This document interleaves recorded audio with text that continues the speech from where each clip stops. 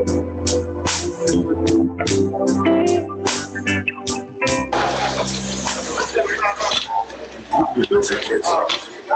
the chief judge will decline to come.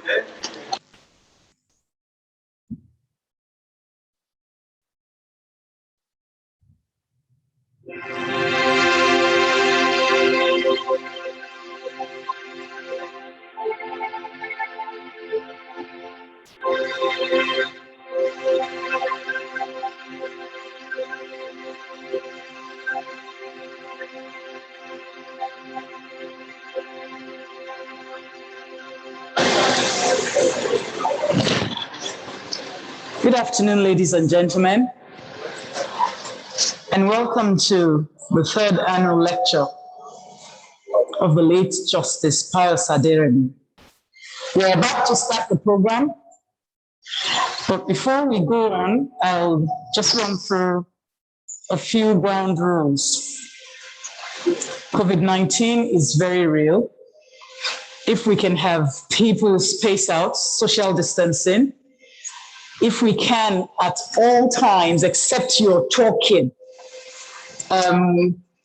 you have to ensure that your face mask is on. If you need to use the restroom, you need to ensure that your hands are washed and sanitizers used. Welcome again. We'll start with the national anthem. Can we rise, please? All right.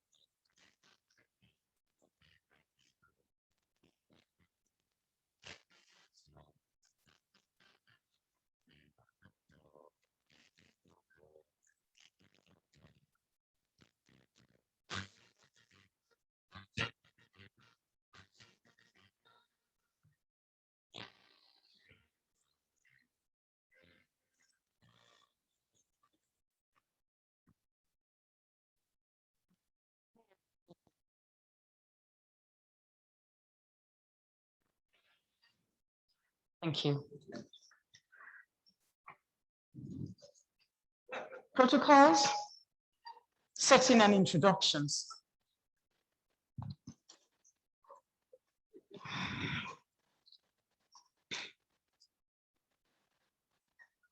The Chief Justice of your state is represented by Justice Moshood Abbas. I welcome you, sir. The Justice of the High Court here present, retired and serving. Customary Court of Appeal, present, retired and serving.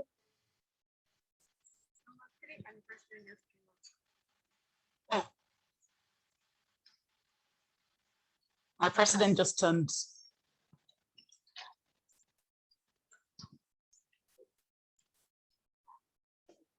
A big welcome to the president of the Nigerian Bar Association, Mr. Olumide Akpata. Welcome. The Customary Court of Appeal, both retired and serving. The president of the bar, Nigerian Bar Association, Mr. Olumide Akpata, Senior Advocate of Nigeria, here present, all the FANs.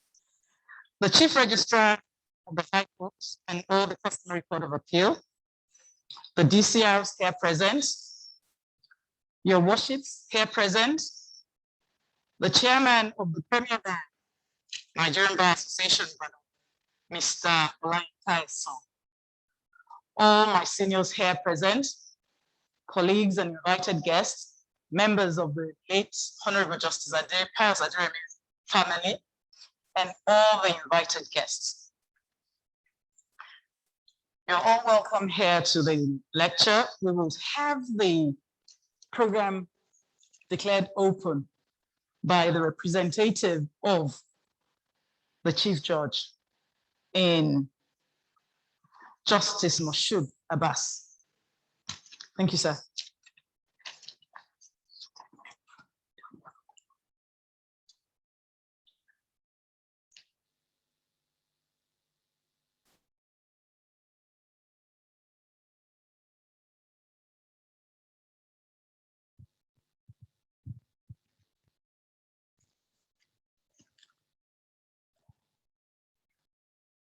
Good morning, all. Please allow me to adopt the existing protocol as presented by the last speaker. On behalf of the Honorable Chief Judge of our state, my Lord, Honorable Justice Mukhtar Ladipo Abimbola, I have the singular honor to declare this event, that is the third annual lecture for the late Honorable Justice Pius Aderemi JSC open. I so declare so.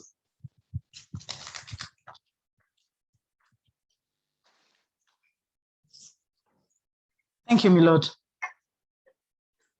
We'll have Mr. Kunle Aderemi come and give us the welcome remarks.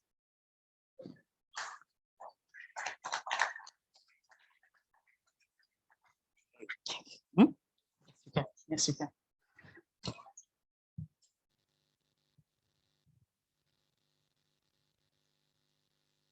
Good afternoon. Good afternoon, ladies and gentlemen. I'll go on the protocols, which I missed last year. The governor for your state, His Excellency Engineer Sheyi Makinde. My Lord, the Chief Judge of your state, represented by Justice Abbas. My Lord Justices, judges of various courts, the Chairman, Chief Folake Sholanke, SAN, learned senior advocates of Nigeria, the Chairman, executive members, MBA Ibadan, special guests of honor, distinguished awardees, members of the Aderemi, Agbaje, Osawe, and Pedro families, members of the press, ladies and gentlemen. On behalf of the children of late Justice P.O. Aderemi, I warmly welcome you to the third Justice Aderemi annual lecture series. This lecture series is a way of contributing to the discourse on good governance in Nigeria. As we all know, not everyone can be in politics or hold political offices. However, it's our responsibility to participate in governance by providing either a platform for such engagement or actively participating therein, as is the former rather than the later. The theme of this year, devolution of powers, a panacea to Nigeria's insecurity challenges, justifiably reflects the mood of the nation. A mood which births a breakup. Is this a solution to Nigeria's insecurity challenges? Does this address the root of our problems? These are certainly not rhetorical questions, but one that is begging for answers from no one less than the person than the president of the Nigerian Bar Association, Olumide Akpata Esquire. The Rich Reactor panel will similarly and undoubtedly provide a robust insight into this topic. Your Excellencies, my lords, distinguished ladies and gentlemen, it is for this reason that our focus is on the birth of a new Nigeria for all. In the same vein, we will be celebrating selflessness and impactful lives of great men and women who have served this country in no small measure. This is our own little way of recognizing diligence and patriotism. I must thank the Nigerian Bar Association for this 3-year-old partnership. It has been worth the effort, and we express our gratitude, sirs. In closing, we have made provision for a book stand where you will find amongst many law books an investment brochure, Invest Africa magazine. This magazine discusses the impact of insecurity to foreign direct investment into Nigeria. I trust we'll pick a copy if we have not already done so. On behalf of my brothers and sisters, Bimbo, Laide Sumbo, Ladi, Fentola, and Tululope, we want to thank you for gracing this occasion, and we hope to host you again next year. Thank you very much.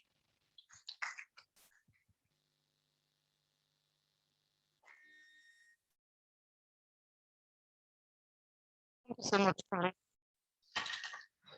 We're going to go straight into the goodwill messages.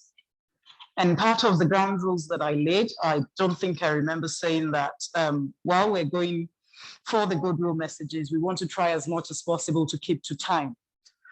I have been told by the family that we have to keep this on the less than 2 hours. It's, I think we have about an hour and a half to go. Goodwill messages, we're going to start with Mr. Osaro Egubami and SAN.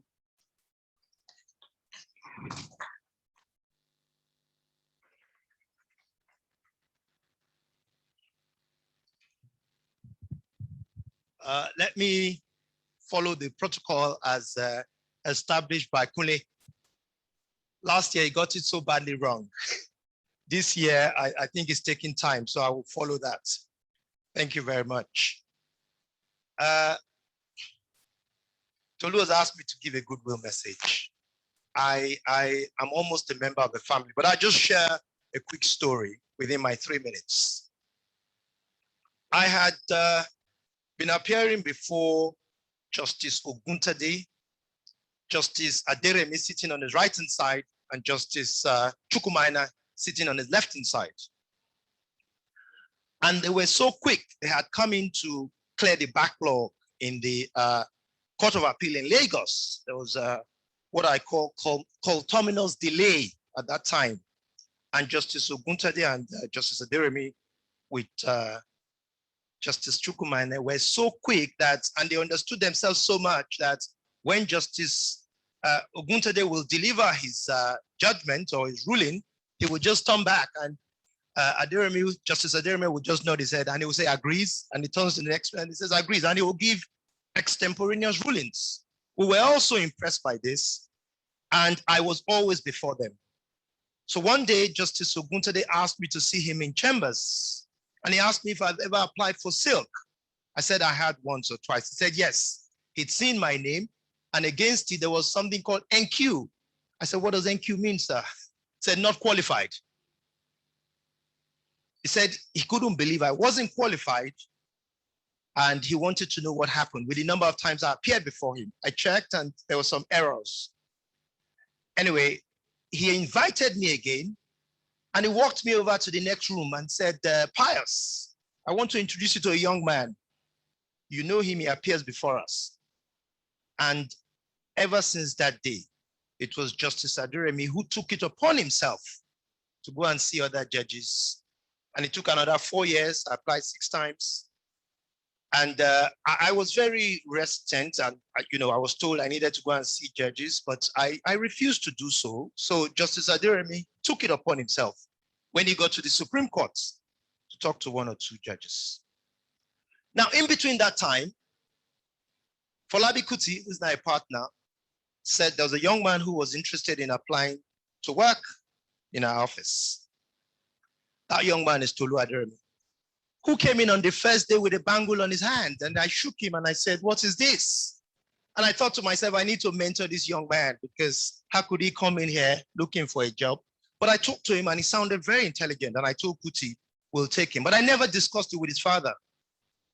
His father got to know that Tolu Aderemi had left the office that he had secured for him. Tolu was did not only refuse to settle, they actually left. And his father was very unhappy with him. And again, his dad walked up to Justice Oguntade, and it's alleged to have said,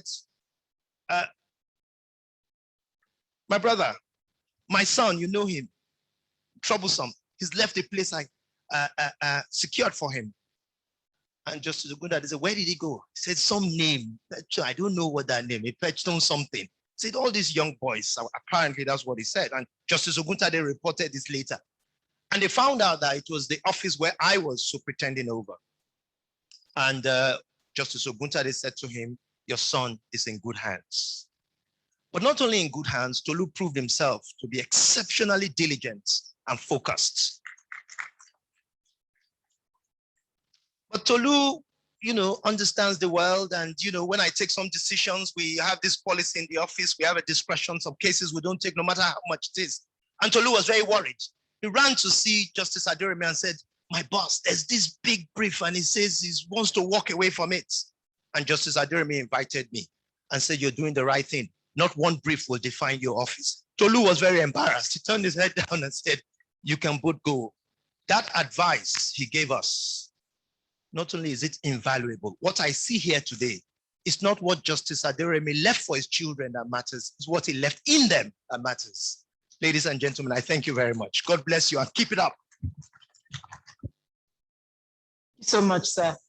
We're moving on to the same goodwill message, and it will be by J.K. Gadzama, and he will be SAN. He will be joining us on Zoom.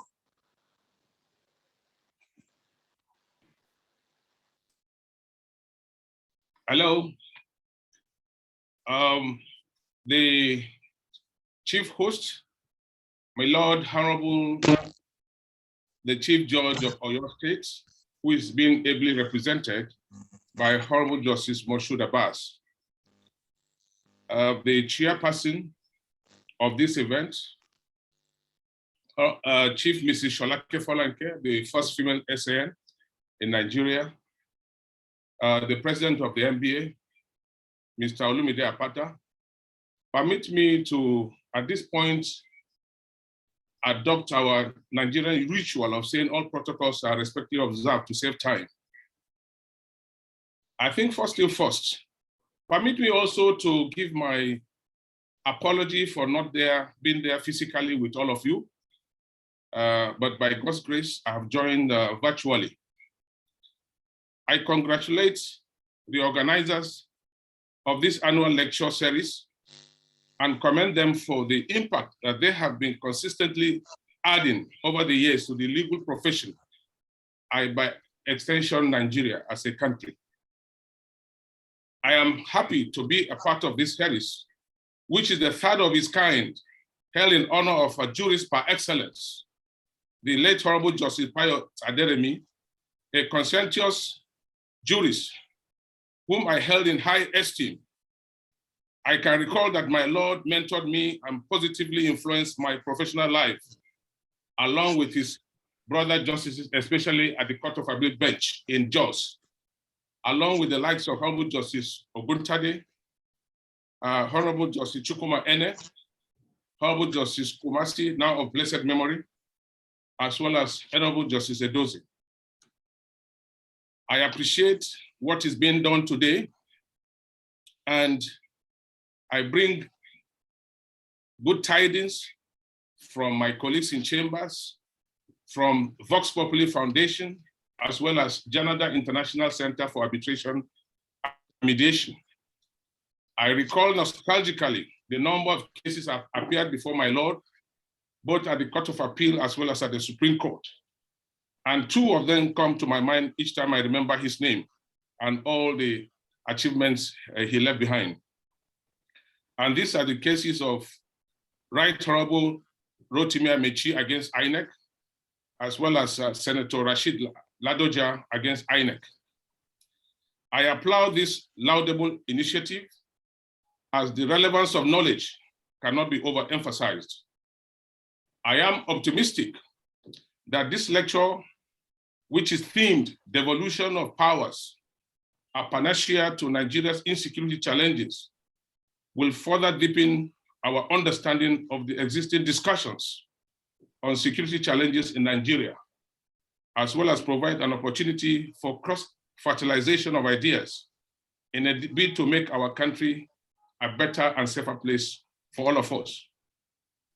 The security situation in Nigeria is indeed mind-boggling, and there is a great need for us to look at various options and seek for a lasting solution. Thankfully, lo and behold, we have some of the best minds that will do justice to this theme of discussion. I appreciate my good friend and brother, Tolu, who has remained focused, and I pray, wish, and hope that he keeps the flag flying and the fire burning.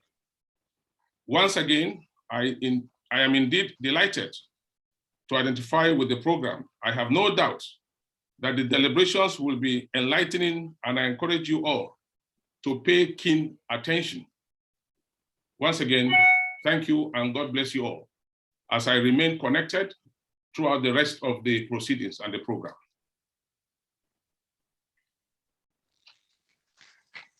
Thank you. We will move on to Professor Smaranda Olarinde, the VC Abwad, who is also joining us by Zoom, to give us her goodwill message. Thank you very much. I want to thank most sincerely the organizers for affording me the honor to be part of today's event. Please do permit me to adopt the already established protocol.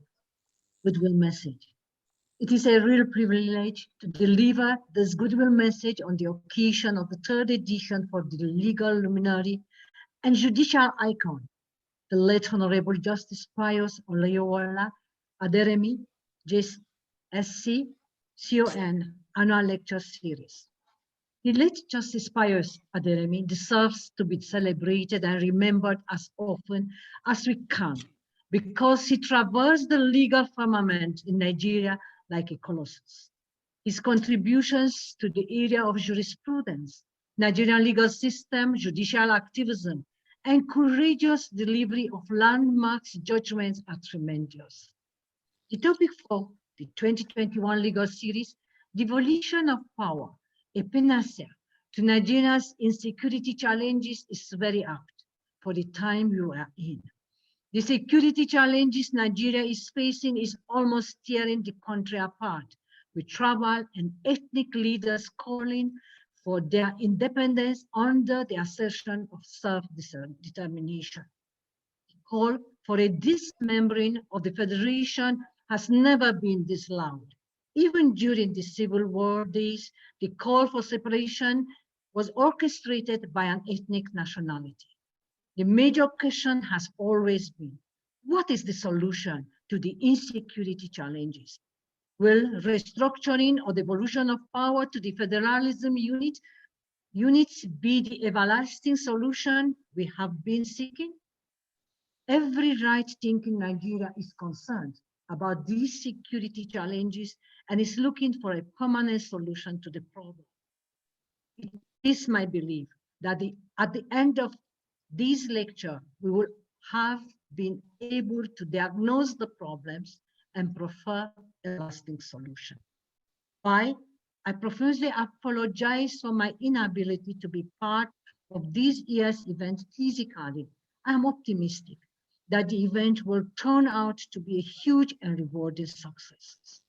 I pay my respect to this special guest of honor, the Governor of Oyo State, ably represented today, the Chief Host, my Lord, the Chief Judge of Oyo State, also ably represented, my Lord Justices and Judges of various courts, the chairperson, our dear First Lady Silk, Chief Folake Sholanke SAN, the keynote speaker, our own NBA President, Mr. Olumide Akpata, the highly respected discussants and distinguished ladies and gentlemen. I especially congratulate the children of the late Honorable Justice Pius Aderemi, and particularly Tolu Aderemi, my beloved son and former student at the University of Ibadan just a few decades ago. I equally congratulate the organizers for their dynamism, diligence, steadiness in ensuring the memory of our beloved jurists outlives generations to come. May the good Lord protect all of us and grant us good health to fulfill destiny and play our individual roles to the success of Project Nigeria. Long life the legacy left behind by late Honorable Justice Pius Aderemi. Long life judicial activism. Long life the legal profession. Long life Nigeria. Thank you all and God bless you.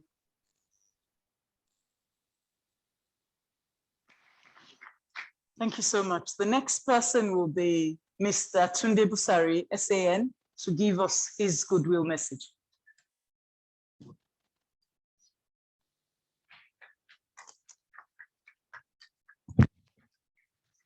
Thank you very much.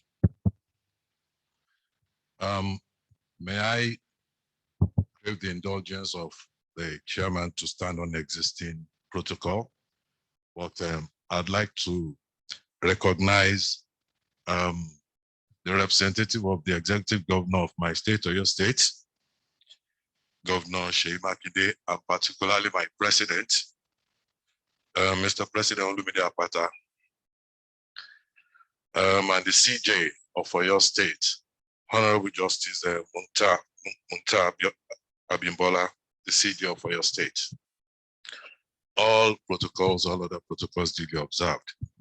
I'm delighted to have been invited to deliver this goodwill message at this August gathering, marking the third Justice Pius Aderemi JSC annual lecture series.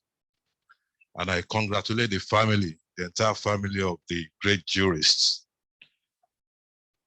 on this very laudable yearly project.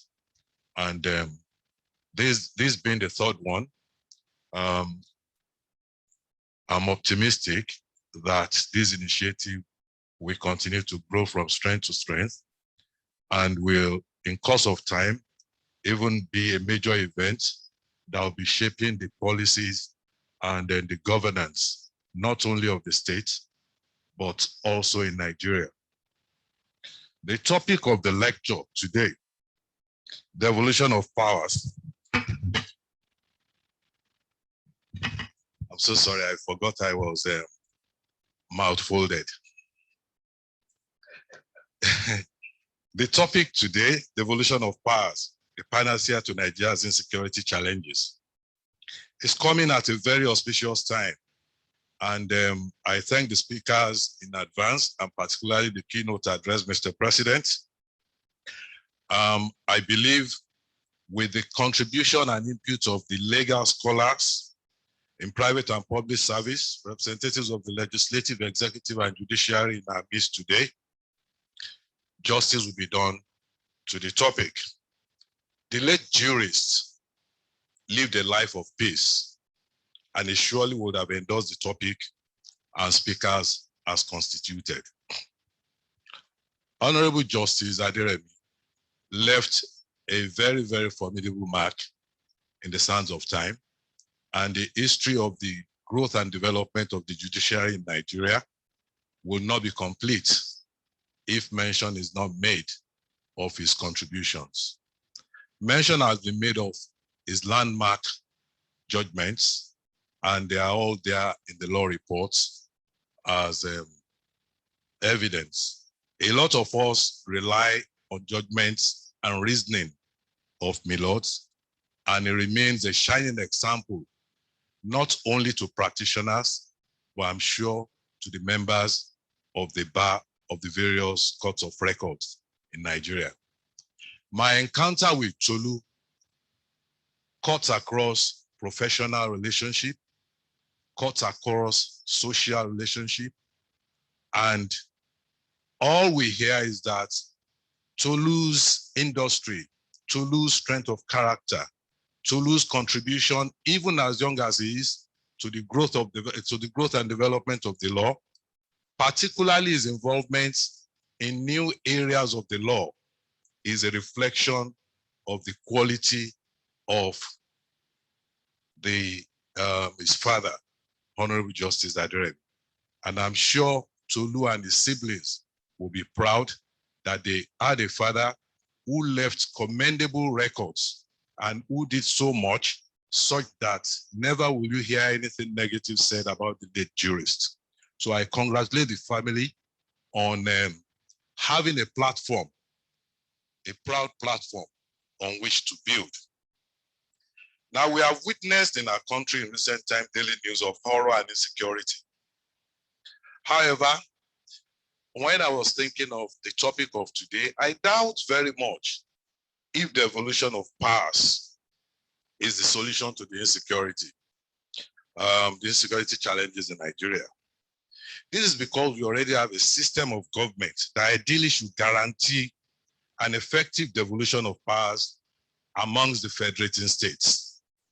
I'm not the guest speaker, neither am I the keynote address speaker, but I think for every system of government that we have, blame not the system of government, blame not federal system, blame not unitary system, we should blame the actors.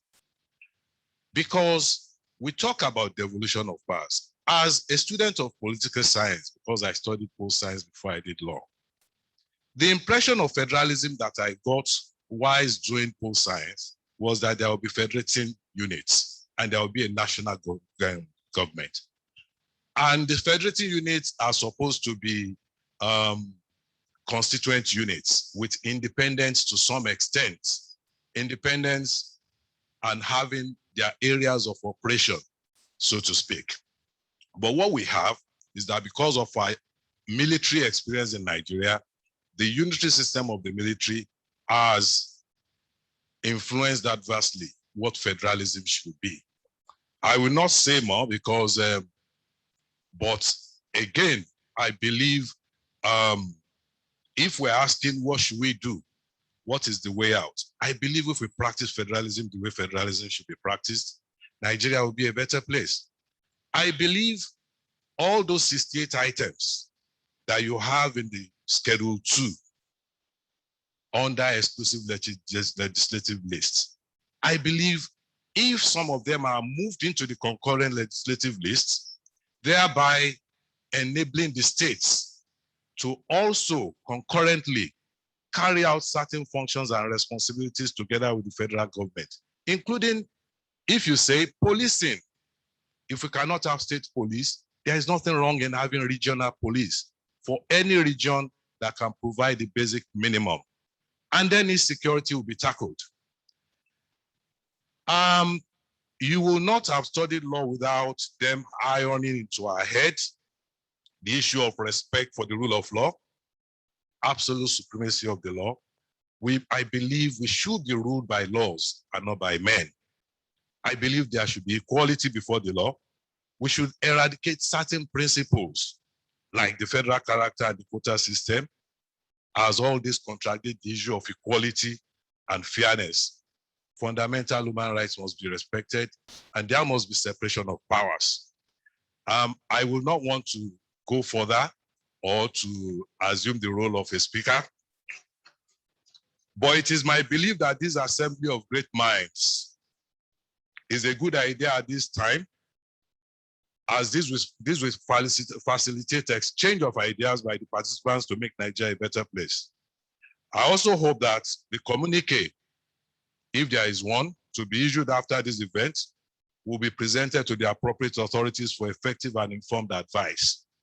Once again, I congratulate the family of the great jurists, Honorable Justice Pius Aderemi, JSC, on this very laudable yearly project, and I hope it will continue to be a forum where intellectuals can always meet to speak truth to power.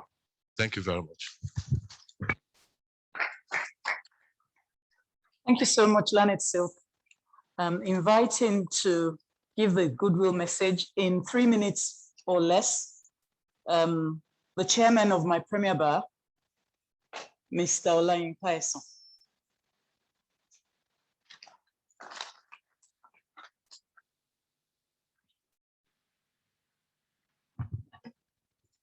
Good afternoon. Permit me to stand on the protocols already laid down. It's my pleasure to welcome all of you to Justice Pius Aderemi Annual Lecture Series for the year 2021. I commend the family for keeping the flag flying.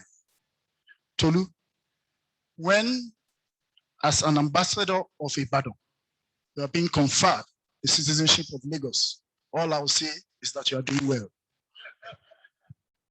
Justice Aderemi would have been 82 on the 22nd of July. To talk about Justice Aderemi is a lecture on its own. So from Ibadan Bar, we'll just be highlighting few things that we call the 2-9 and 4-6.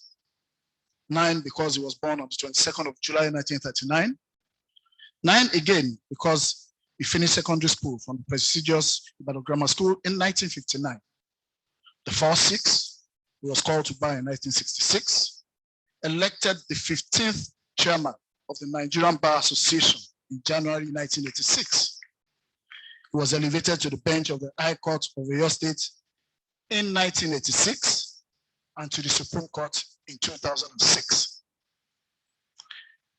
He was the chairman, the patron of this branch, the first branch in Nigeria. The lecture for today is titled "Devolution of Power, the Panacea to Nigeria's Insecurity Challenges."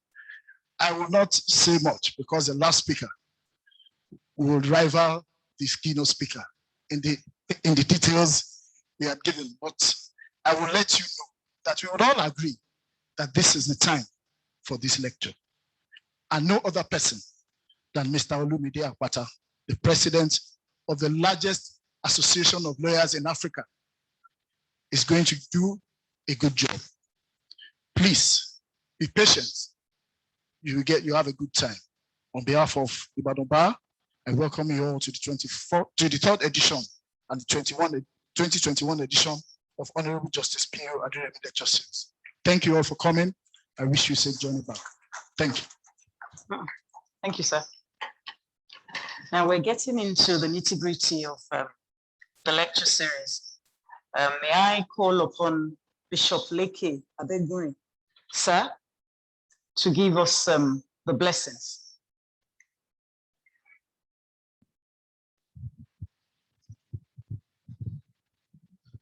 Well, I don't know how to address lawyers. If we can rise, please.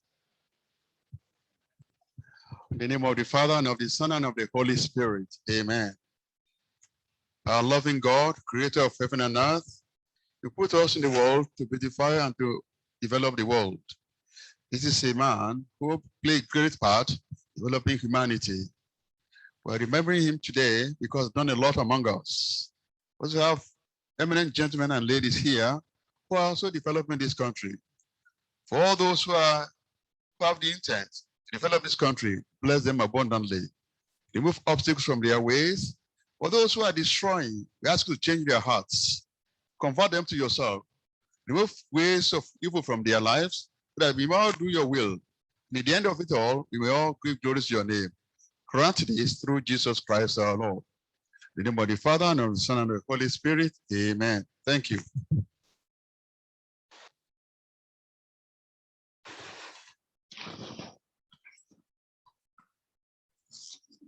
Thank you, sir. I'll take some recognitions in no particular order, please. Justice Olajire Arasi, retired. Thank you so much, sir. Justice Moshood Abbas, thank you so much, sir. Justice Akobi, Customary Court of Appeal, Customary CCA Oshobo. Justice Dele Peters, thank you so much, sir. Mr. Daria Debayo, Mr. Toye Arunobi, Mr. Dele Osawe, Mrs. Agbaje, Mr. Kayode Agbaje, Lane Silk, Mr. Tunde Busari, my president, Mr. Olumide Akpata, Mrs. Fumi Roberts, thank you so much, ma. Mrs. Funsho Adegbola, thank you so much, ma. Professor Kitola, represented by Dr. Mrs. Olomola. Dr. Abayomi, thank you so much. Chief Ashagidigbi, thank you so much, sir, for coming. Justice Adegbola Adeni of the Federal Court of Appeal, Federal High Court Abuja. Dr. Oyafajo, thank you so much, sir.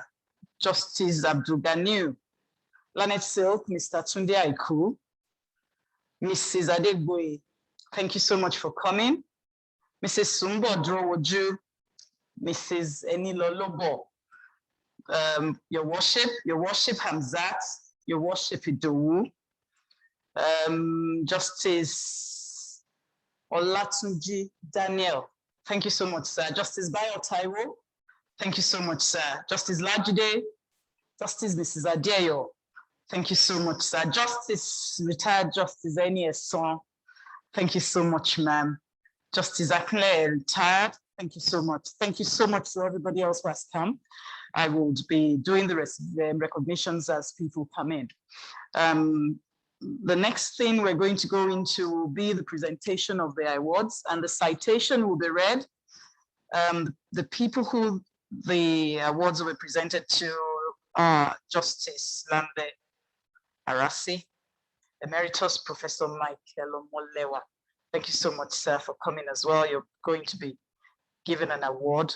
Honorable Justice Munta Abimbola will be represented by my Lord Justice Abbas. Mrs. Adekoya, Senior Advocate of Nigeria, she will be represented by Ms. Folake Abiodun. Thank you so much. And of course, the President of the Bar, Mr. Olumide Akpata. The citation for Honorable Justice Lambe Arasi, retired and Emeritus Professor Michael Omolewa, will be taken by Tolu Aderemi.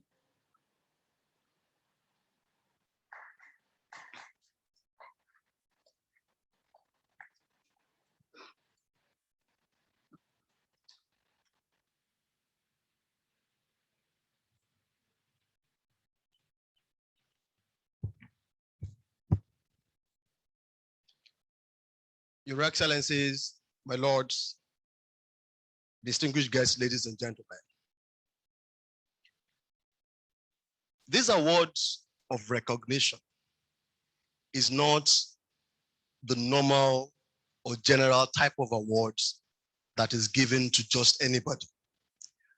In a climb where awards have been bastardized.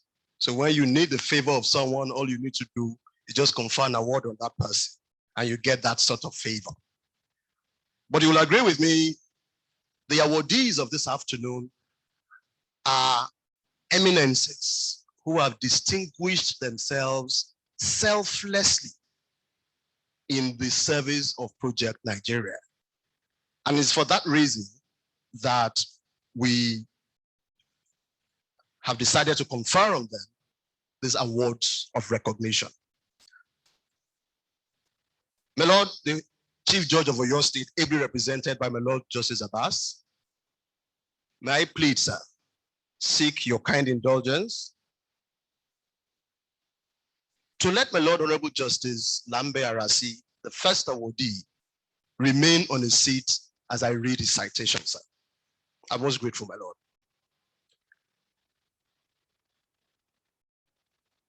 And once I am done, I will have the privilege of my Lord Justice Abbas, representing my Lord, the Honorable, the Chief Judge, kindly present the award to my Lord Honorable Justice Arasi in company of Mr. Kunle Aderemi and Mrs. Olaide Odega. The citation of my Lord Justice Arasi. Honorable Justice Lambe Olajiri Arasi was born on the 19th of April, 1938, to the late Mr. Oladimeji Arasi and Madam Umania Deitan Arasi. He started his primary education at the Native Authority Practicing School, Shapkona Okeado Ibadan, in 1945, and proceeded to Offa Grammar School, Offa, in 1952 for his secondary education. After what appeared to be many professional stints in life, he proceeded to the then University of Ile-Ife, now Obafemi Awolowo University, where he studied law and bagged his LLB degree in June 1969. Honorable Justice Arasi attended the Nigerian Law School, Lagos, and was called to the Nigerian bar in June 1970. As a dexterous legal practitioner, he was appointed the chairman of Oyo State Rent Tribunal for Ibadan in 1977. In 1999, he was also appointed the chairman of the Rent Tribunal, Ibadan. Member of the Oyo State Zonal Health Board, part-time counselor of health in Ido local government of Oyo State, and a member of the Election Petition Tribunal of Sokoto and Kano states. My lords, in what seemed that this Justice Aderemi and two others unfairly influenced the recipient in taking the decision to transition from a somewhat lucrative venture to what we all now agree to be a most regarded office, the bench. As on November 2, 1992, my Lord Arasi was sworn in as a High Court judge in Oyo State. The ever diligent, unassuming, but quintessential jurist served on the bench meritoriously, taking up several appointments, and by statutory compulsion, my Lord Justice Arasi retired from the High Court bench. Your Excellencies, my lords, distinguished guests, ladies and gentlemen, the award recipient is the pioneer chairman of the Oyo State Molded Door Courthouse, OYSMDCH. He is also the chairman of the Board of Trustees of the Central Council of Ibadan Indigenes, CCII. He is married with children and with grandchildren. This award is therefore in recognition of my Lord Honorable Justice Arasi's distinct accomplishments, years of public service, integrity, and his unalloyed support to the JAWS initiative. I will therefore respectfully invite the Chief Judge of the ably represented by my Honorable Justice Abbas, to please do us the honor of presenting this award of recognition in company of Mr. Kunle Aderemi, Mrs. Olaide Obega, to the 2021 award recipient, the Lord Laji Arasi. I will begin a round of applause.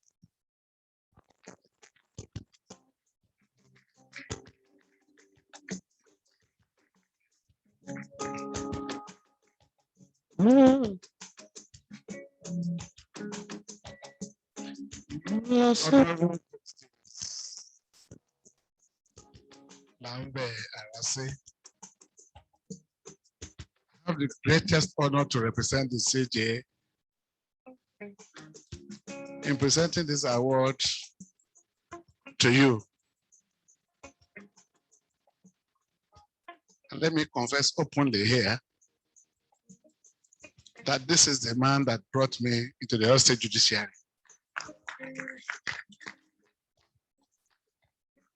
Let me say it again that right from my day one as a judge of the Oyo State of High Court, I've always been trying my best to emulate him. He was a wonderful judge. My Lord Justice Arasi, I congratulate you for being here today. And I congratulate you for being honored children of your friend. We all know how very close you are to the late Justice Aderemi. And if all along you've been so close, so nice to them that they now consider you as somebody that is supposed to be given this award, let me say once again that I feel very proud of you. I wish you all the best. On behalf, I now have the singular honor, sir, to present to you this great award. And I say, congratulations, sir.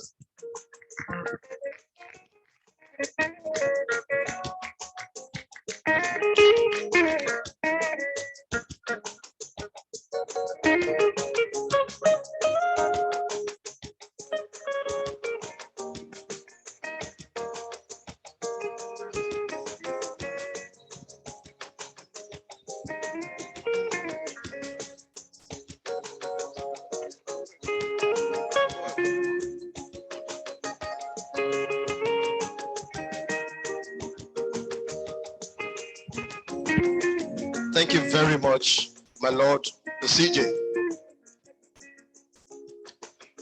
The next awardee for this afternoon, and we're going to do this very quickly so that we can get to the meat of today's event,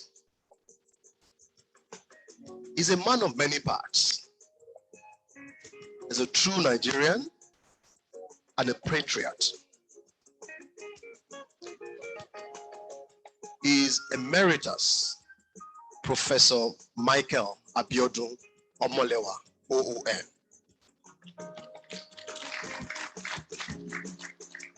Again, my Lord the CJ, I will make a similar request, sir. Even though I know the learned professor may disagree with me, he may want to rise, but may I seek your kind indulgence to let Professor Molewa remain seated as I read the citation, sir. This fitting recognition is bequeathed to a man whose life journey is defined by service to humanity, intellectual advancements, and human capital development. His record as a public servant is perpetually etched in glory. Born on Tuesday, 1st of April, 1941, in Ipoti, Ekiti, Southwest Nigeria, Professor Molewa was exposed to missionary influence at the age of 10. This exposure went on to sharpen the life of service he has lived and continues to live. He attended Ibadan Grammar School from 1955 to 1958, and then to Ekiti Parako College, Ido Ekiti, between 1959 and 1960. His secondary education concluded at Christ School at Wickett in 1963, and then proceeded to the prestigious University of Ibadan, where he obtained his first degree with specialization in African history in 1967, and later a PhD with specialization in the history of administration of Europe in 1973. He also attended, amongst others, the Institute of Historical Research, School of Advanced Studies, University of London, King's College, and University of British Columbia. His life of public service started at the Faculty of Education, University of Ibadan, where he was dean from 1985 to 1987.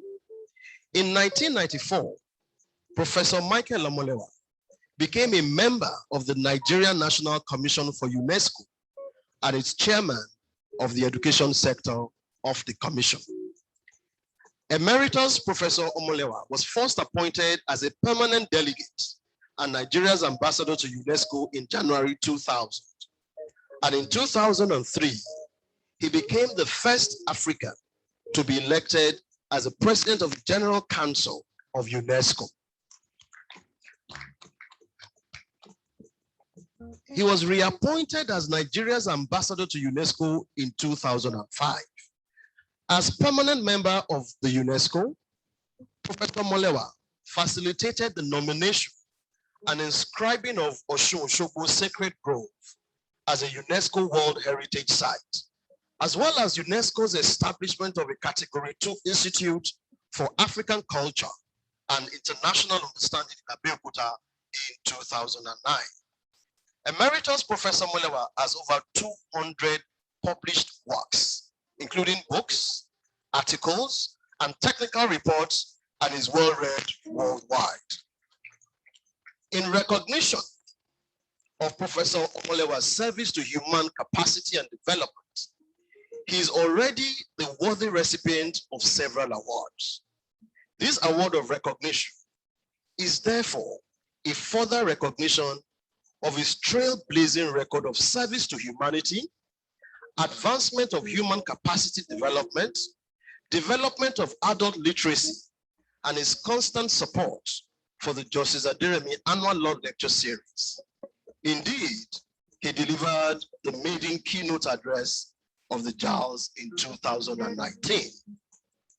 Your Excellencies, my lords, distinguished guests, ladies and gentlemen, it is with all humility that I again respectfully invite my Lord the Chief Judge, ably represented by my Lord Honorable Justice Abbas, to please do us the honor of presenting this award of excellence to Emeritus Professor Michael Omolewa, OON, a distinguished Nigerian, a gentleman par excellence, a bosom friend of late Honorable Justice Pius Aderemi, and a pillar of support to the JAWS initiative, and indeed a distinguished Nigerian. My Lord, the CJ,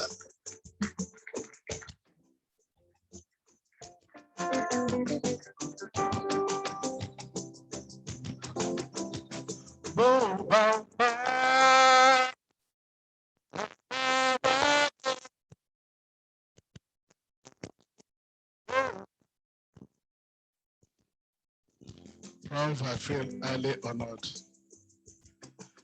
to be called upon to represent the Honorable CJ for your state in presenting this award to you.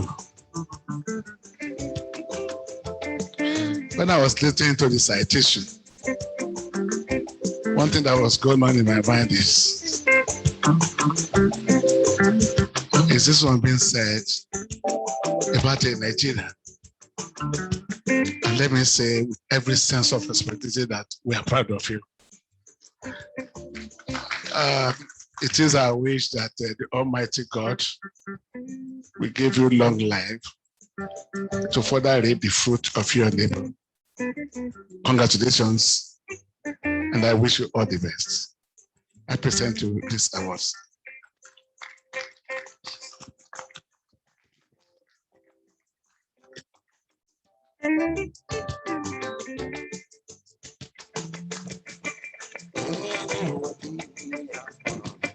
Congratulations.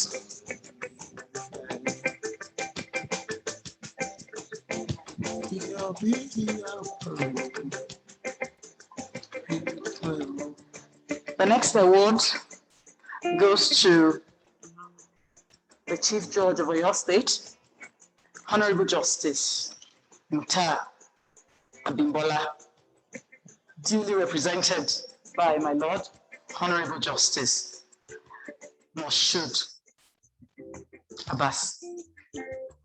The citation for the CJ will be read by Mrs. Sumbo Adetuibi.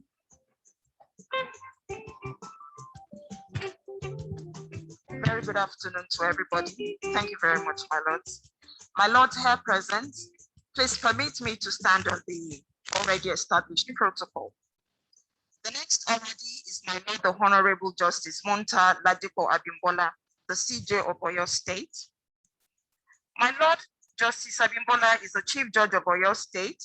He was born on January the 14th, 1958.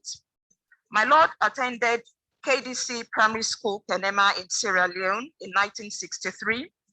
In 1966, my Lord attended Isale Taba District Primary School in Shaki. Also between 1968 and 1976, my Lord attended Secondary Modern School, Shaki. Between 1971 and 1972, my Lord attended Sheikh Megiddo Quranic School. And thereafter, my Lord went to Ansaruddin High School in Shaki. He was at the Anwaru Islam College at Agege, Lagos until 1978. He obtained his Bachelor of Law degree from the University of Ife, now Obafemi Awolowo University, in 1982. He's barrister at law from the Nigerian Law School, Lagos, in 1983. And my Lord also had his master's degree in law from the University of Ife in 1993. My Lord, the Chief Judge of Oyo State, Justice M.L. Abimbola, began his work career at the Ministry of Justice, Mina, Niger State, as a youth corper in 1983. Between 1984 and 1988, he worked at Moses A. Akishola and Co. in Mina, that is in Niger State as well. He was also with Alaji R.A. Sarumi and co-legal practitioners in Ibadan, Oyo State, respectively. My Lord later established his private law firm, that is Laji Abimbola and Co., from 1988 up until 1997. Justice Abimbola was appointed a judge of the High Court of Oyo State in 1997. He was later sworn in as an acting Chief Judge of Oyo State in 2014. Later on, he became the substantive Chief Judge in January 2015. My Lord has served on various election petition tribunals, some of which include member Governorship Election Tribunal, Asaba Delta State, that was in 2006. He was also a member Election Appeal Tribunal, Oyo State in 2008. He was a chairman, National and State Houses of Assembly Election Petition Tribunal, Kano State in 2011. He was chairman, National and State Houses of Assembly Election Petition Tribunal, Makurdi, Benue State, also in the year 2011. Honorable Justice M.L. Abimbola is a distinguished scholar and author of several useful texts on the jurisprudence of law and a regular speaker at law conferences around the world. This award is to therefore recognize his sterling years of public service to the nation Nigeria, the performance of his service with integrity and diligence, and also my Lord's support for Justice Aderemi annual lecture series initiative. He has been our permanent chief host, and his care and love for Honorable Justice Pius Aderemi and anything that matters to him. I therefore humbly invite my Lord, the Honorable Justice Eni Eson retired, thank you very much, my Lord, to do us this favor, to do us this honor of presenting this award of recognition to his Lordship. My Lord is ably represented by Honorable Justice M.A.A. Abbas. Thank you. Thank you, Sumbo. It is an honor and privileged to be called upon to present this great award to my Lord, the Chief Judge of Oyo State, ably represented by Honorable Justice Abat. Congratulations, CJ.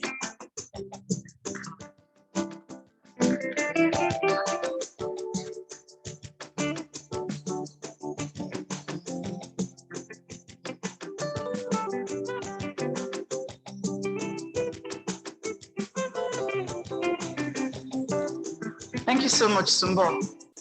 The next two awards will go to Mrs. Funke Adekoya, SAN, and Mr. Oluwakata. The citations will be taken by Mrs. Bimbo Ilori on Zoom.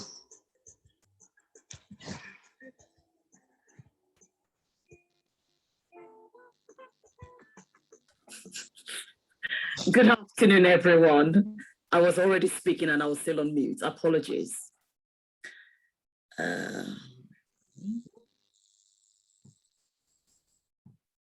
Right. Distinguished guests, thanking you for your presence. I read the citation of Mrs. Funke Adekoya, SAN. A leading light in the legal profession, Mrs. Adekoya has been described as in the glowing words and is highly regarded for her expertise and contribution to the legal profession in Nigeria. She obtained her LLB from the then University of Ife, now known as Obafemi Awolowo University, Ile-Ife, in 1974, and was called to the bar in 1975. She proceeded to the very prestigious Harvard Law School, Boston, Massachusetts, where she obtained an LLM in 1977. In 1986, she became a notary public in Nigeria and qualified to practice law as a solicitor in England and Wales in 2004. In 2001, and by dint of hard work, she was elevated to the inner bar as a senior advocate of Nigeria, becoming the 5th woman to be so elevated in Nigeria. She became a member of the Body of Benchers in 1999 and was made Life Bencher in 2007.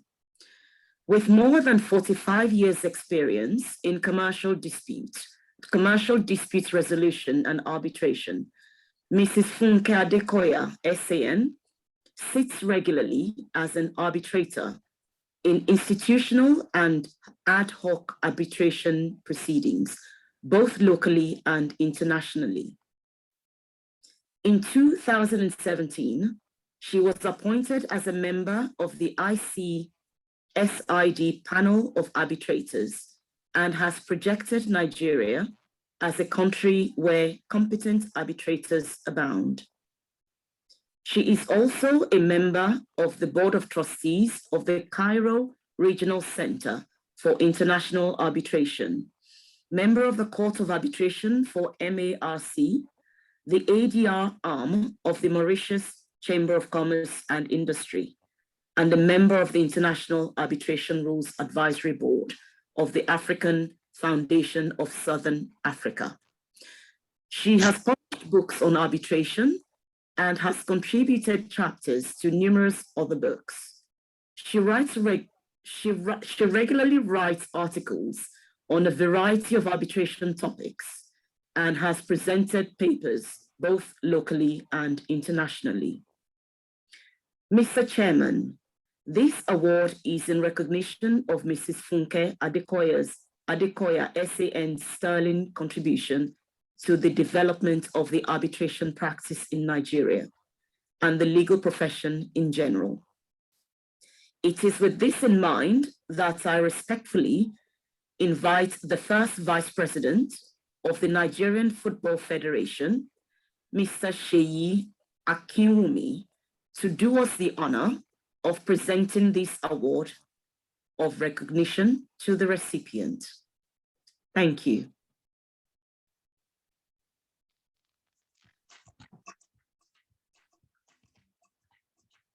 I must say, with due regard to the protocols already existed, that it is my great pleasure to be here and be honored to give this award to a wonderful person and an arbitrator par excellence, a lawyer that we all need to emulate. And we thank God for her life.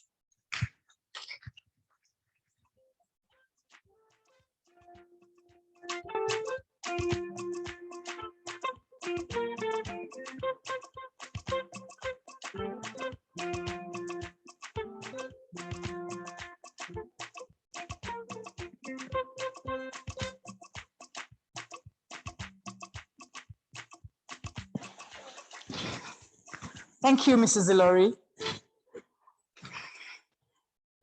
Now the next award goes to the President of the Nigerian Bar Association, Mr. Olumide Apata.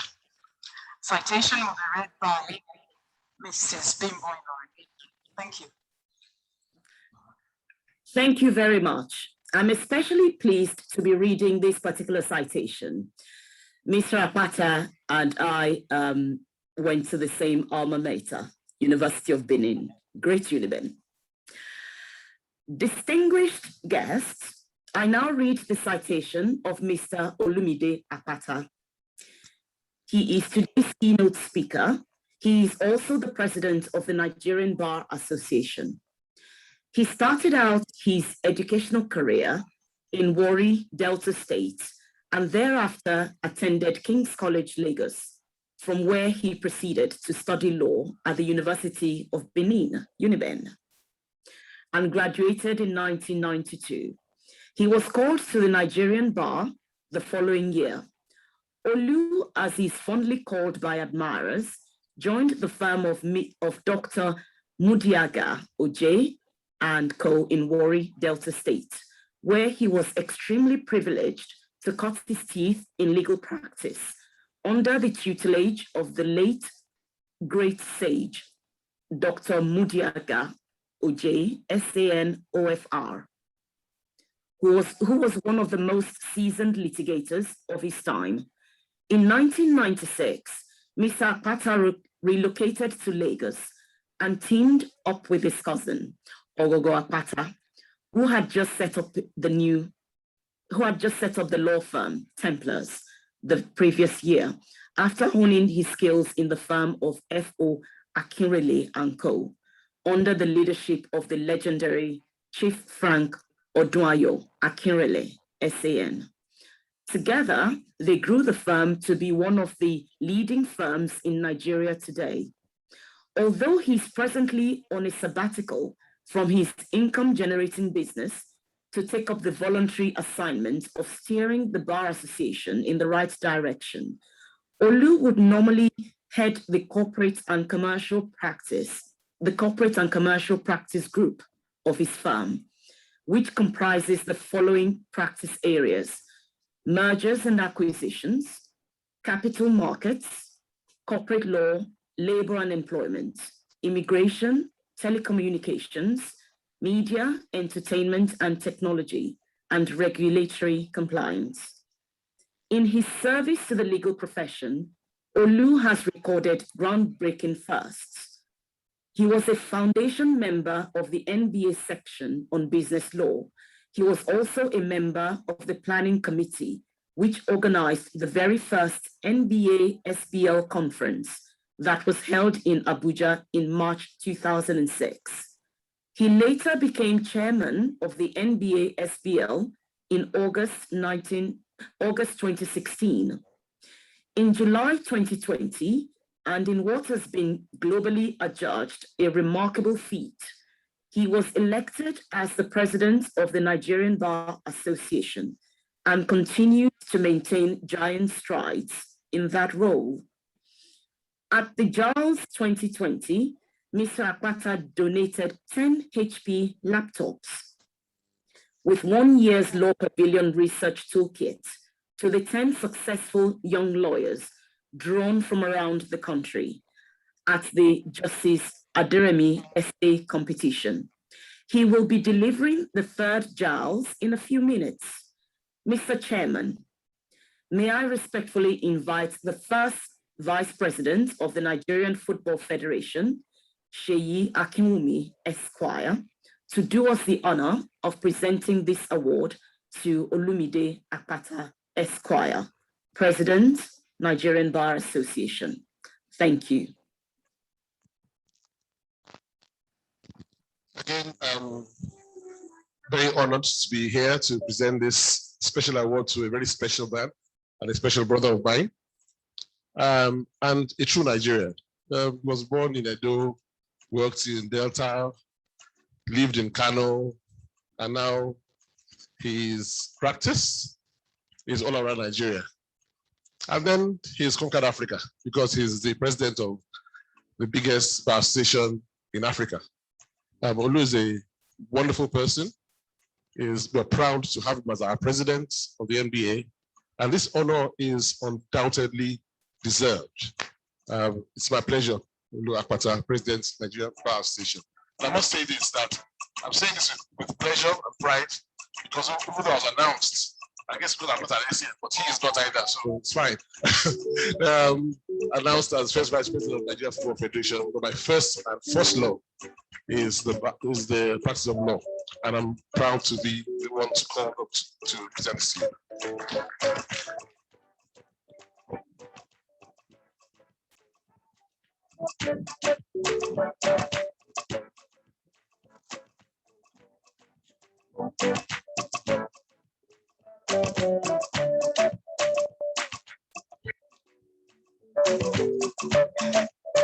Thank you so much, Mr. Kim. I'll take some recognitions and then let us know what the next thing is, to listen to the citation of my president again, because he's going to be the keynote speaker. But before we do that, I need to recognize some people that came in, and I apologize. I couldn't take in everybody that came in at the same time.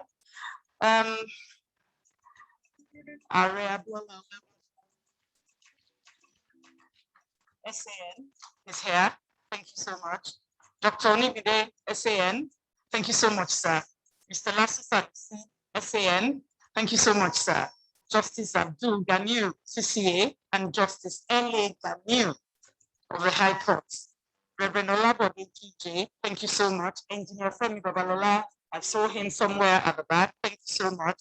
Your Worship SH at ABC, Professor Akitaro, past chairman of NBA Ibadan. Thank you so much. Chief Laurel Chefson, thank you so much. Honorable Justice Tola came in a few minutes ago. And I saw Chief Balaji Ayori, the SAN, somewhere. Thank you so much for coming. Now we'll move quickly. We're trying to ensure that we're within time. So we will go straight into the citation of the keynote speaker, and that will be done by Aderemi.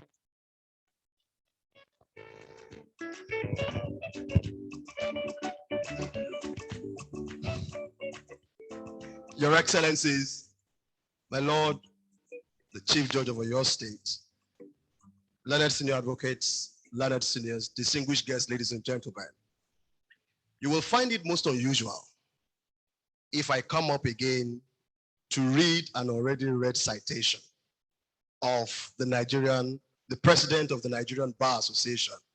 That will be eating deep into his allotted time. I think all I will say, two things, is the president of the Nigerian Bar Association. Please welcome Olumide Akpata Esquire as he delivers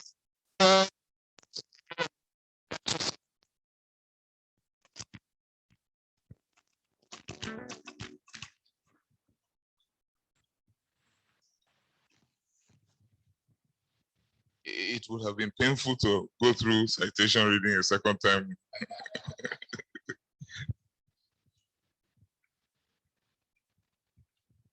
My lords, the Chief Judge of Oyo State, who is ably represented by the Honorable Justice Abbas, my lord. My lords, retired judges and justices here present. I must particularly mention Mr. Justice Arasi, congratulations, sir. Good to see you again, sir.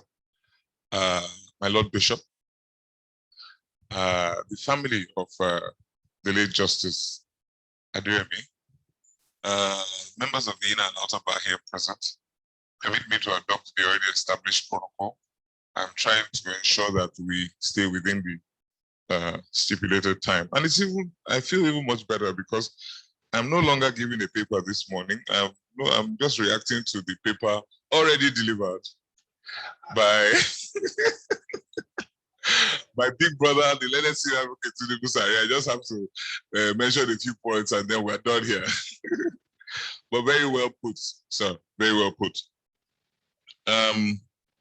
So I will move on quickly, but I must say that I'm delighted, honored to have been asked to deliver the keynote address at the Justice Aderemi lecture, the 3rd edition. I don't know, I've asked myself many times, why me? But I guess the Aderemi family will let me know later. But I'm honored when I consider my very worthy predecessors, those who have delivered this previous editions or previous iterations of this lecture.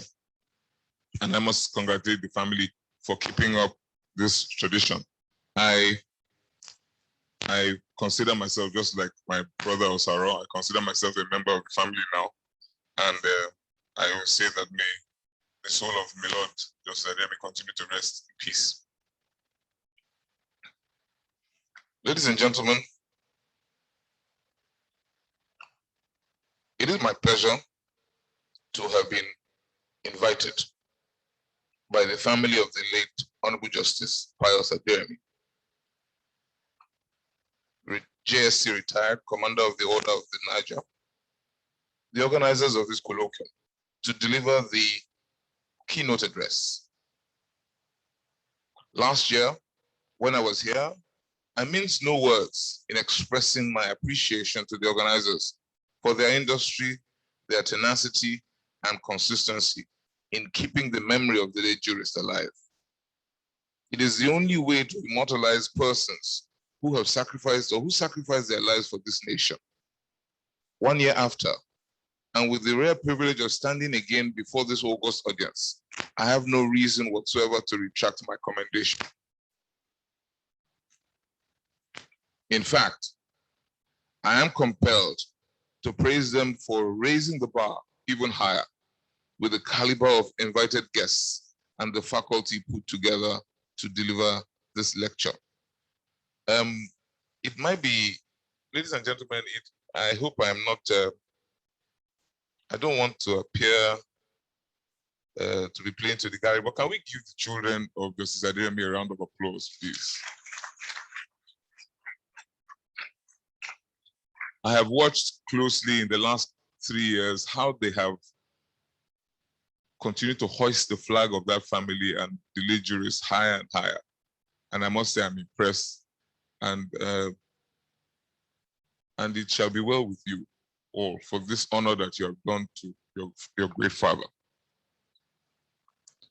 I can say without a doubt that this colloquium has been deliberate in contributing its quota to a new Nigeria.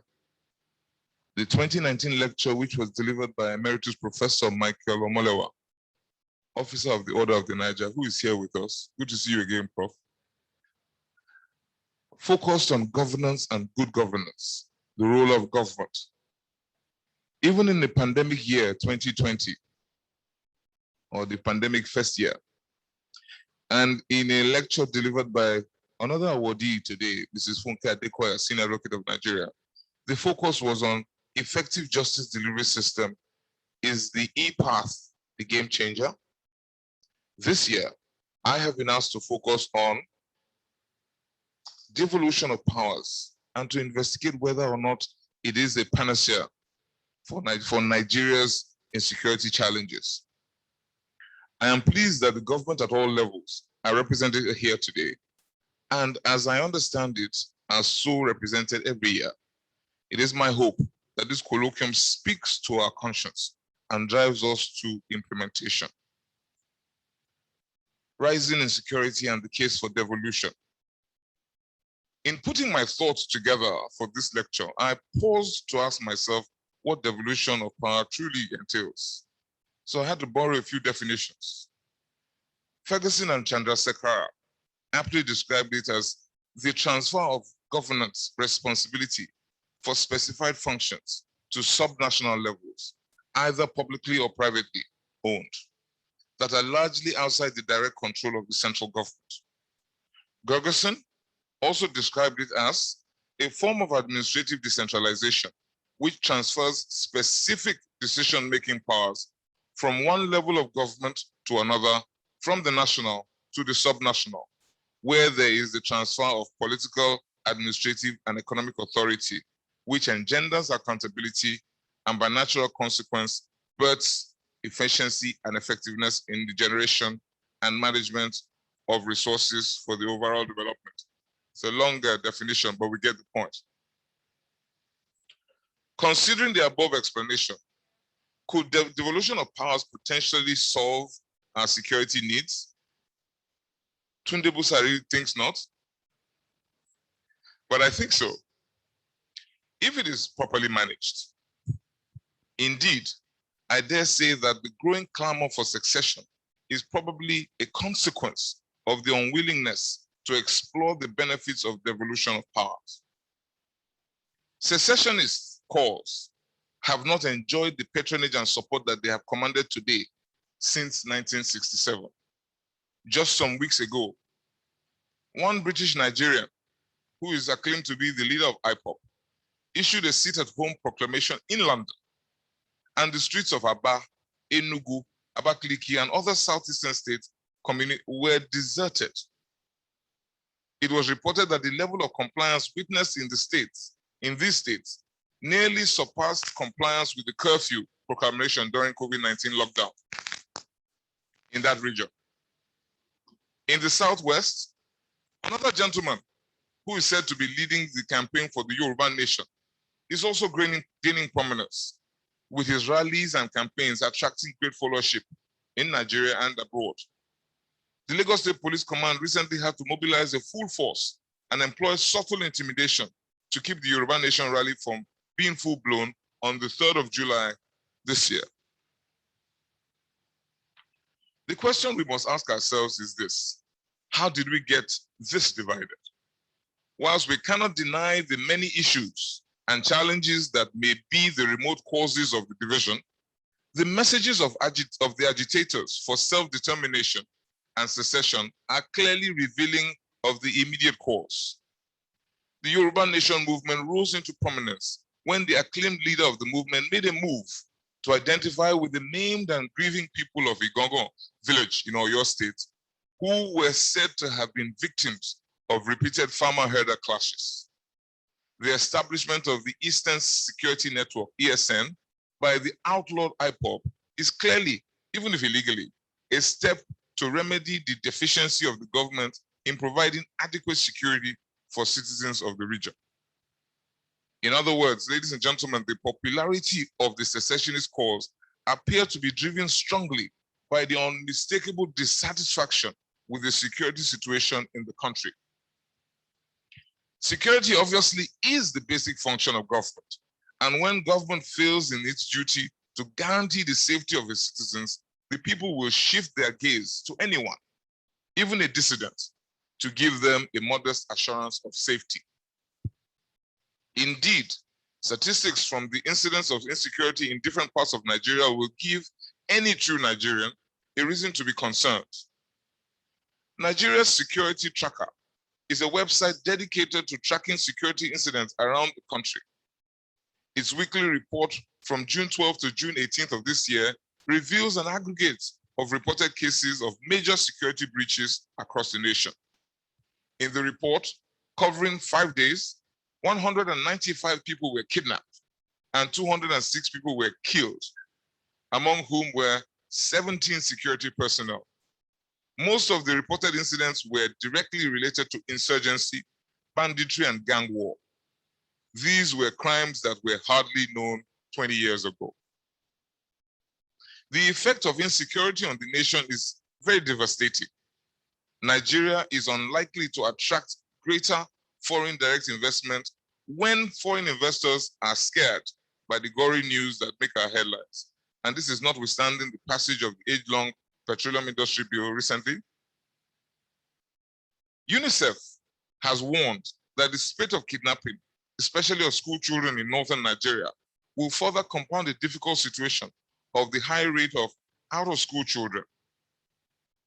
In Bloomberg's op-ed, which was a recent one, which was titled "Bandits Target Nigeria's Farmers and Threaten Food Security," it was posited that while farmers in the once fertile northern Nigeria have sought new work in droves, those who remain are increasingly having to contend with gangs seeking to extort money by holding people, land, and livestock for ransom.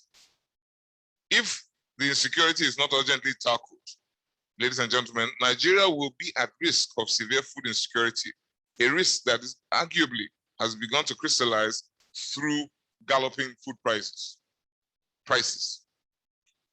So how does devolution of powers feature in the quest for a solution to our security challenges?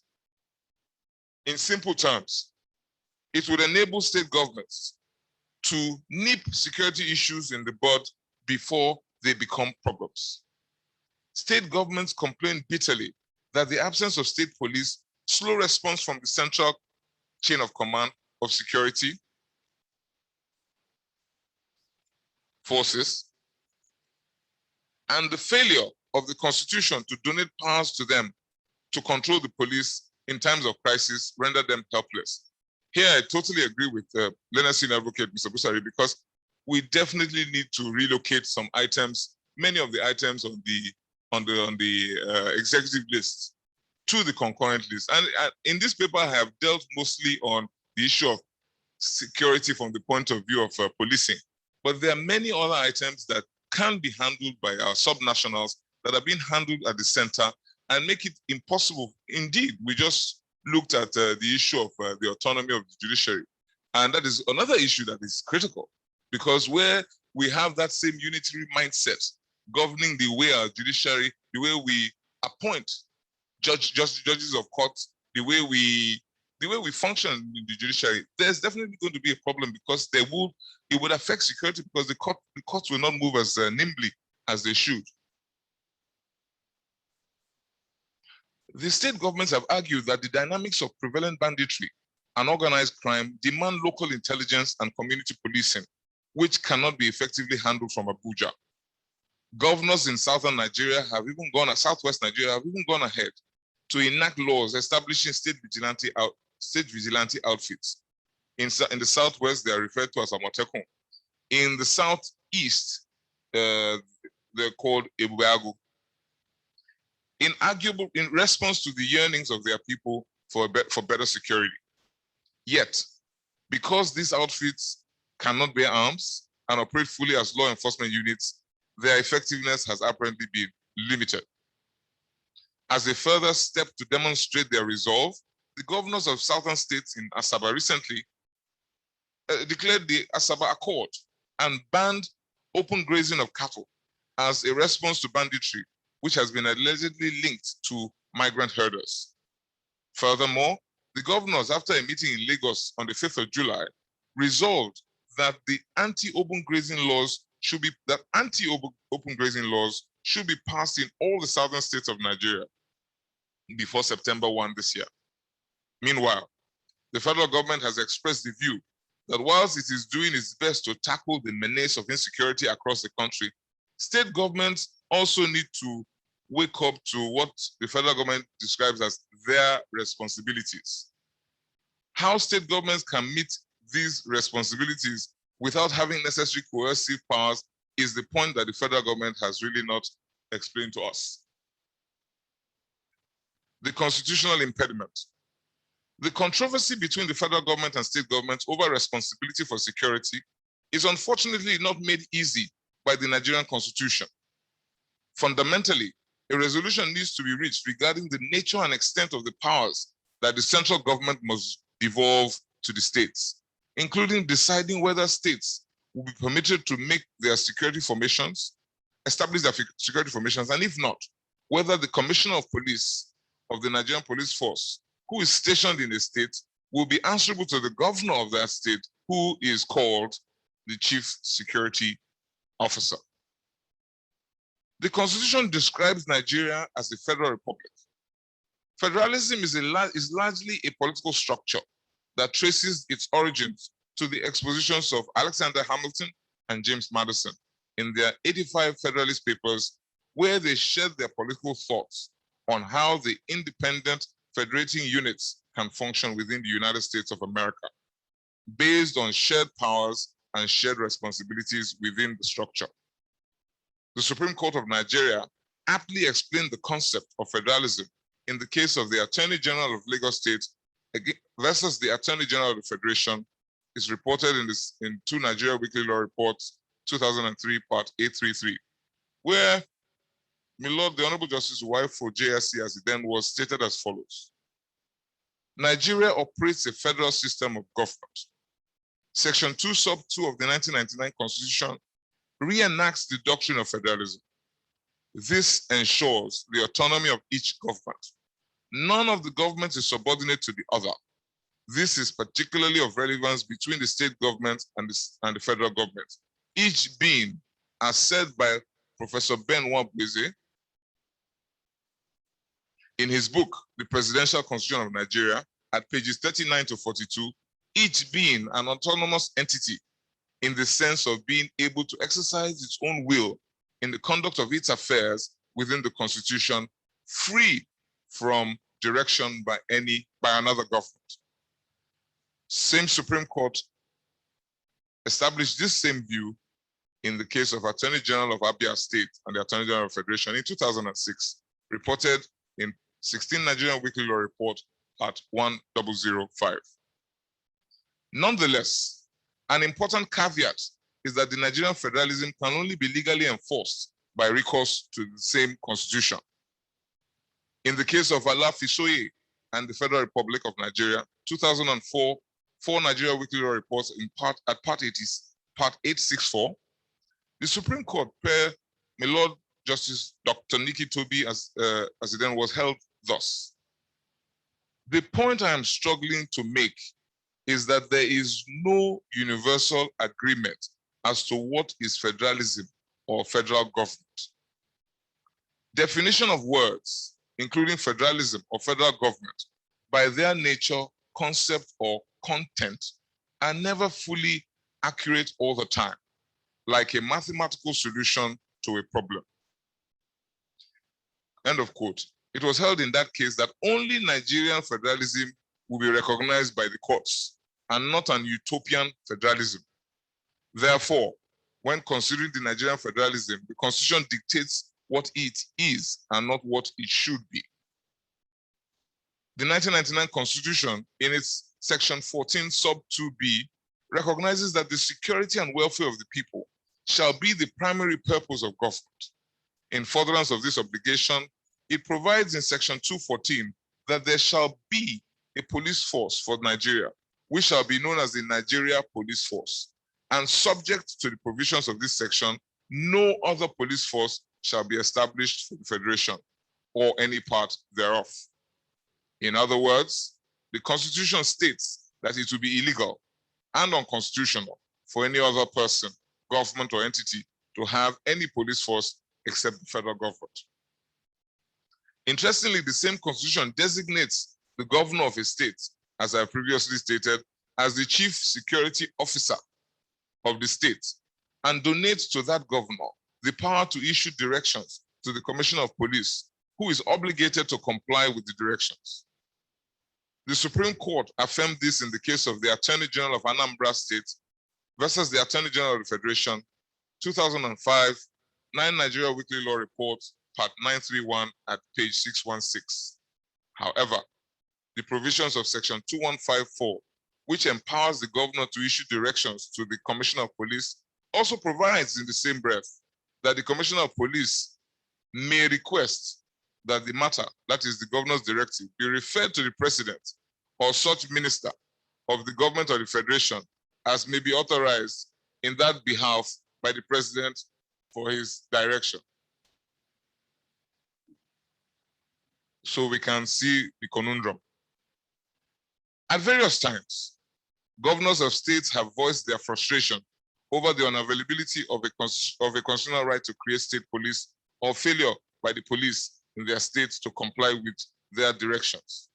It may be recalled that the governor of Lagos State, in his first address after the recent Lekki Tollgate Plaza incident, said that the incident was caused by forces beyond his control. His counterpart in Benue State, Governor Tom, has also at various times lamented the poor response of security forces to incessant attacks by herders.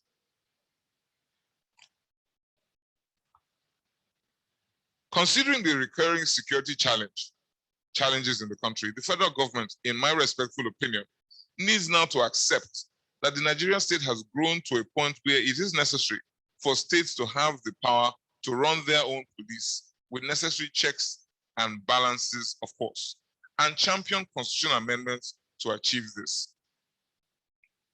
Thankfully, we have an exercise ongoing. I'm hoping that representations in this regard have been made by the necessary parties. Overcoming the fear of devolution. The issue of regionalization of the police is not new. It is older than the independent Nigeria. I found very illuminating the article by Amusa Sahid Balogun, published in the Journal of Historical Society of Nigeria in 2013, titled An Assessment of the Partisan Role of the Nigerian Police Force in the 1962 Action Group Crisis. And I'm inclined to draw copious reference from it. The Operation Wetier crisis of the Action Group of Western Region gives us a historical template of the coexistence of regional and national police force and the possible fears that the federal government is nursing. Mr. Balogun chronicled how the first attempt at regionalization of the police was rejected at the constitutional conferences of 1953 and 54 in London and Lagos, respectively. It also made us know that the issue was again broached but rejected by the Sir Willings Minority Commission. It is noteworthy that Balogun stated that the leadership of the NPC under Sir Ahmadu Bello and the Prime Minister Sir Tafawa Balewa had supported the creation of regional police to the extent that they suggested that their party wanted the police force stationed in any region to, as far as possible, be recruited, the members of the police of that force be recruited from the indigenous people of that region. 2, they wanted the commissioner of police in that region to take instructions from the regional government with the right to refer the instructions with which he did not agree to the Inspector General. 3, that the regional government be consulted in the appointment of regional police commissioner. And 4, that the police council be executive and not advisory after the attainment of independence. Despite the debates on the creation of regional police force, Western region of Nigeria was pragmatic, as it has always been on many national issues, in creating the local government police. Other regions saw the speed and the methodology of training and arming of the local government police as worrisome and an attempt to rival the Central Nigeria Police. And Mr. Balogun explained the context in the following words, quote, the federal government was particularly against the proposed regionalization / provincialization and arming of the local police because this would go against the provisions of the 1954 Constitution, which clearly stipulated that the local forces should remain unarmed. The Governor General himself expressed his reservations about this scheme in the following words. The action group is certainly very hostile to the police, and I have no doubt that they are determined to replace the Nigerian police by a force which they can control. End of quote from the Governor General. Balogun goes on to say that the suspicion of the federal government was that the goal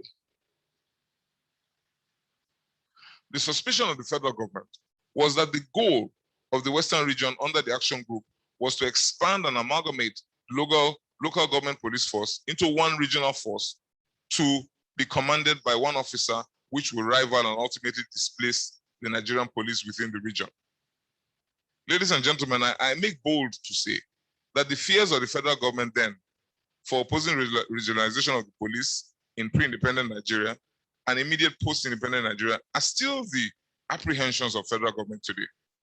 It is simply the reality that state governments may establish security outfits to rival and checkmate control of the federal government. But these fears notwithstanding, the security challenges of the present age demand that we revisit the issue of the centralization of the police. The challenges that we confront today are not the same as the ones we faced 20 years ago or even in 1962. The realities of the present age require a newer and a much more refined approach. It requires understanding how the local police coexisted with the Nigerian police force in the First Republic and finding ways to adapt this to the present federal structure in a way that will minimize friction among the security forces and empower state governments to have their own effective law enforcement units. As George Santayana said, those who do not learn from history are bound to repeat same. Wisdom can only be mined from the United States system on how federal and state police function and interrelate without friction. The federal government must not pay lip service to assisting the states in fighting insecurity.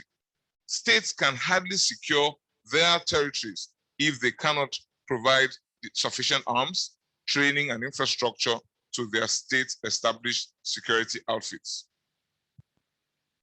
Your Excellencies, my lords, distinguished guests, ladies and gentlemen, before I take my seat, I must reiterate my faith in the one indivisible and indissoluble Nigeria. It is my firm belief that the solution to a leaking water pot is not to break it, but to mend it if possible. The current security challenges present us with the opportunity to demonstrate the indomitable Nigerian spirit. It offers us the opportunity to grow local remedies for local challenges. I believe that the states must be permitted to operate their own respective police outfits for a complementary work with the Nigerian police force in countering all forms of banditry, terrorism, and insurgency. Let me once again thank the family of the late Justice Aderemi, who are the organizers of this colloquium, for this well thought out topic, which I hope I have done a bit of justice to, and for this discussion in honor of their late father. My Lord, the late Honorable Justice Pius Aderemi, Justice of the Supreme Court, retired, Commander of the Order of the Niger, also known as the Pius. I thank you all for this.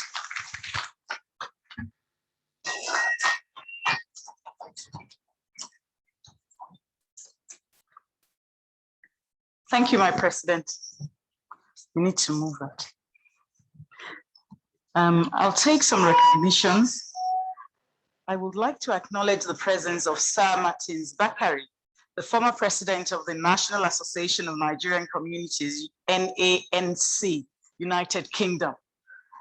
I understand that you have come all the way from London to attend this program. Thank you so much for coming, sir.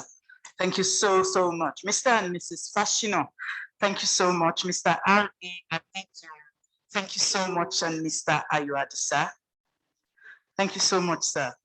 Now, I have been told that the firm of Capstones and Gray handed out its firm's profile to guests and not to lawyers when they were coming into the hall. If you open the profile, there is a questionnaire, and inside the questionnaire, you're expected to please complete the questionnaire and hand it back to the ushers who will be going around to pick them up. Mr. Esaro, partner of the firm, has also donated a free law clinic to anyone here who has any legal challenge. Please go to the registration desk and you will be taken to the clinic. Please note, the free clinic is only for today. Only for today, because it specifically said I should keep saying that. So you don't say, forgot and want to take the opportunity tomorrow and go to his office in Lagos. No. If you have any legal challenge, please go and meet them at the registration desk and they will kindly take you to the clinic. Thank you so much.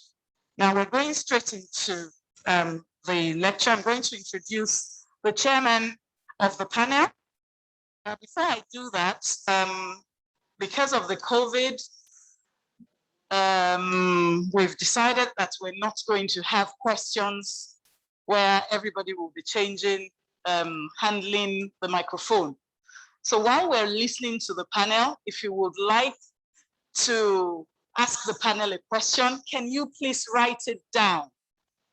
If you can write your questions down, I'll get the ushers walk around during the lecture so they can get the questions across to me, and I will get the question through to the chairman of the reactor panel. I have the pleasure of introducing the chairman of the panel, Are Isiaka Abiola Olagunju, SAN. And members of his panel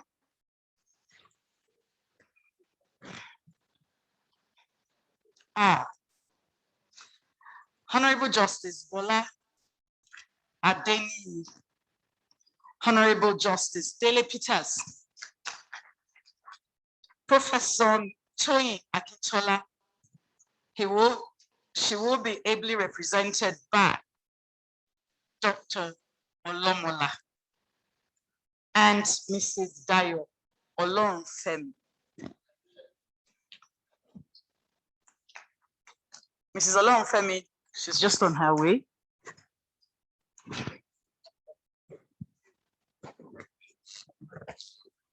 Thank you so much, Lanet Silk. Ground rules, you only have about 15, 20 minutes. I would like to tell you not to get carried away.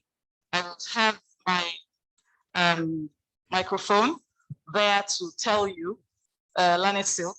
So I don't know how you're going to do that because I can see that you have two justices right here. How you're going to tell my lords not to talk, I honestly would like to see how this is going to happen.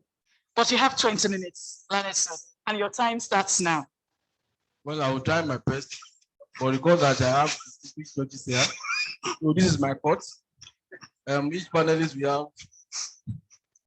have 5 minutes, and probably there will be reaction from the house.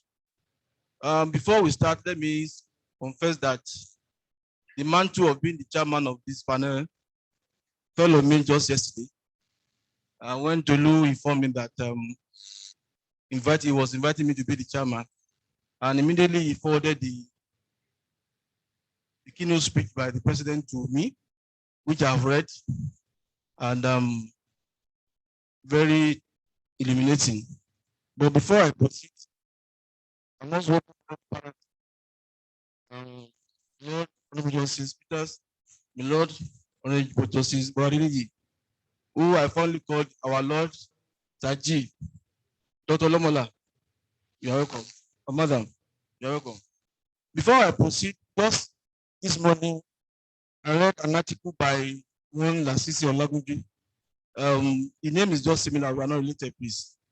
And the topic is also about federalism and devolution of powers. But maybe to just pay 1 minute to read the quotes which I gathered there. One, he said, the leader who created Nigeria placed in no that the third thing to help build a nation where no man is oppressed, so that with peace and plenty, Nigeria may be blessed. In other words, they create for a nation of secure state to appear power. The decade before the British were told that Nigeria would face the first was granted follow, and they agreed and they set out to go. Is that what is happening now? I've tried to summarize the speech by the president of the bar, Mr. Olumide Apata, for the benefit of our viewers and panelists. I'll just go through.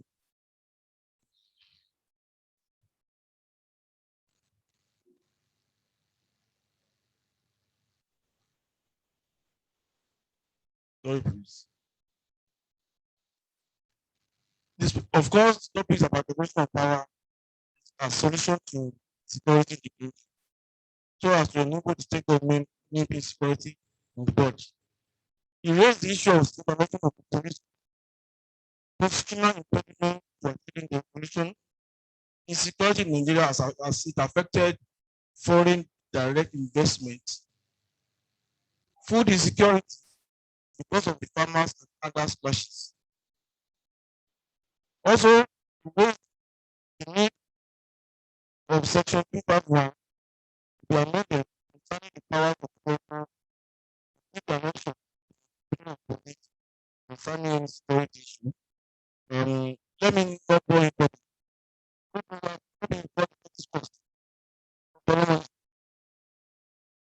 You have 5 minutes, please. Thank you very much. Well, I stand on the existing protocol, and I would say that I was expecting my Lord to speak first, but nevertheless, I would, somebody must bail the cat. This is a very important topic. When I read through, when the message was sent to me very early this morning, I summarized by saying that we need to visit the foundation. We cannot put something on nothing. Towards the end of the paper, my chairman mentioned the issue of constitutional amendments. The challenge we have now is so enormous. And a popular musician, when Guthrie said something in his song, he says, no romance without finance. There are some things that they will always go together. During the time of the COVID lockdown, there was no palliation and people were kept indoors. And immediately, people started locating palliative warehouses. We all can tell the story. So when we're talking about the issue of devolution of power, we're looking at the issue of insecurity. There are a lot of things that need to be done. But the first thing that must be done is the issue of the foundation. If you are going to, I am here as a delegated representative of Dean of Law. If you are going to do devolution of power in Nigeria, of course, we must start from the Constitution. What does the Constitution say? There are a lot of issues that we have. We have Amotekun, we have other agencies all over Nigeria, but are they actually empowered? I was listening to a program as I was driving in, and the Amotekun people were the ones that the people called upon to arrest a kidnapper along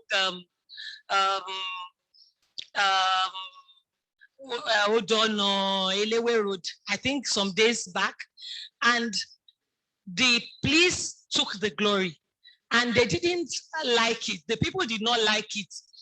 But the Amotekun are not empowered to arrest. They will take and they will hand over to the police. So what am I saying? I'm saying that we cannot tackle 21st challenge with 19th century solution. As stated by Mr. Chairman, local remedies for local challenges, but we need to visit our foundation. Our constitution as it is cannot help us much, but because anything we want to place on it will always come down, because if it cannot be substantiated by the constitution, of course, we go back to the drawing board. And of course, we are speaking as lawyers. People on the streets may not understand what you and I are aware of. And so when agitators come out, people believe that, no, we have suffered enough, let's fight. Of course, you may know how it starts, you may not know how it will end. But whatever thing we need to do, which will be lawful, will start from our good norm, which is the Constitution. So I would say that for us to have peaceful coexistence with security, without it becoming a mirage, we need to visit our Constitution. Because security, equity, fairness, and justice, they go hand in hand. There is nobody that will sit in a place of authority that the power will not intoxicate. When anybody holds the microphone, you give the person 5 minutes, you start praying to collect the microphone from that person. It shows that no matter how it will intoxicate the person that owns the power. So when you are at the central, you find it hard to release part of the power to the people. And that is why we call it for regional policing, we call it for local policing, because these are the people that are with us. These are the people that know what is happening in their community. They work with these people. They know them. They can trace. If they say, oh, who did that? In some areas, when area boys, when they attack, they say, how did they attack? It was so. They count the people in the area and they're able to get the telephone back. What am I saying? I'm saying that nobody will want to release part of the part that they are owed, except it takes the law to reduce that power. Thank you very much.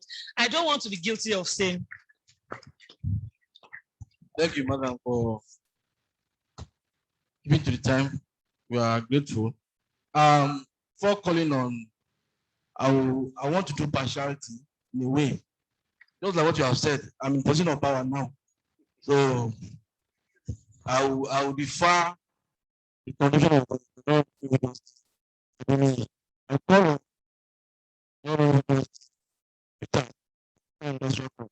next competition. Thank you very much, Chair. The chair said to us yesterday that it's the judge here. This is God. So we must all try as much as possible to actually fall in line. I stand on the existing protocol. In 2019, I was here for the inaugural edition of this lecture. It was well organized, quite very good. Last year, notwithstanding the COVID, it was held, and I was also here. And it was better organized, a lot better organized than that of 2019. So this year, I won't say this year is the best in terms of organization. I will only say it is better than that of last year. One can only pray for the children of my Lord that, as I mentioned to my brother this morning and his worship, that now the topic on that conversation is actually an important one. And there is hardly anywhere you go when issues like this are raised that you not hear the opinion of virtually everybody. I have listened to my president, because I'm also a member of the MBA anyway. I've listened to my president here today, and honestly, I do appreciate the content of the lecture, of which I don't have a copy, but I listen attentively. He also took us down the historical line to see what actually been some of the apprehension of people concerned. My take on this is, there is no way the governors of states, who are the chief executive of that place, who are the chief security officers of the place, there's no way they will be able to function and control the police that is not under their command. I mean, no doubt about that. They have no power, they have no influence, they have no control with their equipment and their elevation and their posting. Secondly, states have been complaining of overbearing influence of the federal.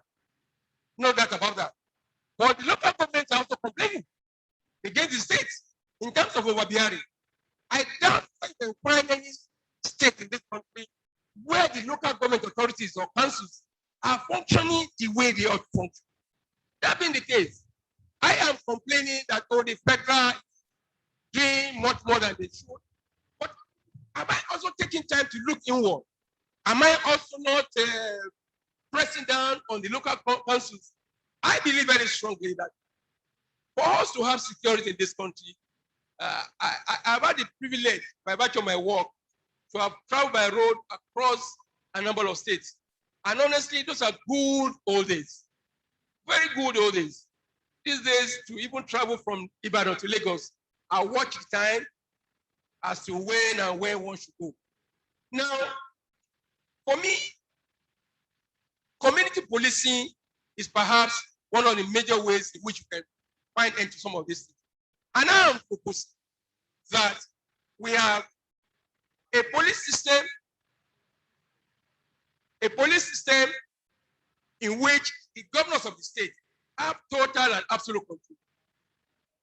Now, it's been said that, well, agreed, the state governments are not the one financing the police, but a number of states are also providing them some logistics, vehicles, provide them accommodation and all that. Therefore, why should I spend? It said, he who pays the piper, the pays the tune. The federal government recruits the police, organize them, promotes them, post them. So it is understandable if, even when the governor of a state, the chief security officer, gives directive to the police, right? And by section 214 thereabout, the commissioner says, I need to get clarification from those officers. At the end of the day, nothing is going to work. Security affects all of us, no matter who made it. Because when our children and our wives go outside there, except for those who have the siren, there will be no signboard saying in crime, commissioner of police, this is the daughter of this person's brother. On that, I want to say, but I don't want my Lord to. Thank you, sir. You spoke. Madam, Ms. Oludayo, Ms. Olawumi is the Deputy Secretary of the State Mortgage Board.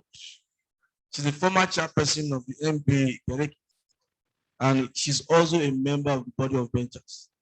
You have the floor, ma'am. Thank 5 you. minutes. When you see me raising my finger, I'll try to keep it short. Thank you very much. I'll rest on all existing protocols. It's a privilege to be here today, and I thank the Aderemi family for extending this invitation to me. I will take a very different approach to the conversation because I would like to talk as an ordinary citizen and not as a lawyer. And the ordinary citizen, like we know, is just concerned about safety. They all want to be able to go about their daily lives, looking for their bread and butter. And some of the issues that we discussed here today, particularly the quick speech by the president of the bank, has highlighted all the issues that we all are familiar with. The COVID-19 and the lockdown seem to have been the trigger for the current agitations that we see across the state. And this is not a recent development. Before, we used to have different sectional police, we had regional police, we had the native policing system, and now we still have a semblance of that, even though we say we need constitutional reform and all that.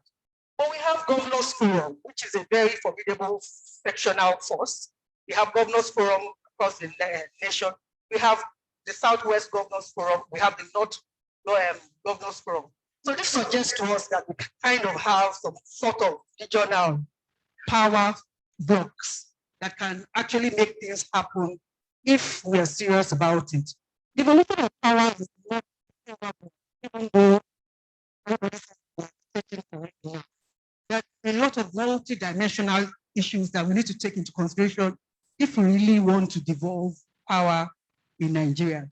But the bottom line is the kidnappers, the bandits, the killer headsmen, the people kidnapping and all the people committing these crimes belong to a family unit. They belong to a social unit. So the question to you and I, the governor of your state is not in his office saying, go commit crime, or the commissioner of police is in one corner chasing the criminals. The criminals are our brothers, they are our husbands, they are our sons, they are our family members. So we know them. We talk about crime, but everybody says you don't know who are committing these crimes. They are buying ammunition from somebody. Somebody is feeding them in the kidnappers' den. Somebody is providing access to them. Somebody is giving them information. They are amongst us in our communities. And the minute, the earlier we rise up to the fact that you and I have a role to play in the security challenge and stop looking for one cap-it-all solution from some federal government, or from one regional government, some local government, then maybe we can then begin to address the issues seriously. Thank you very much.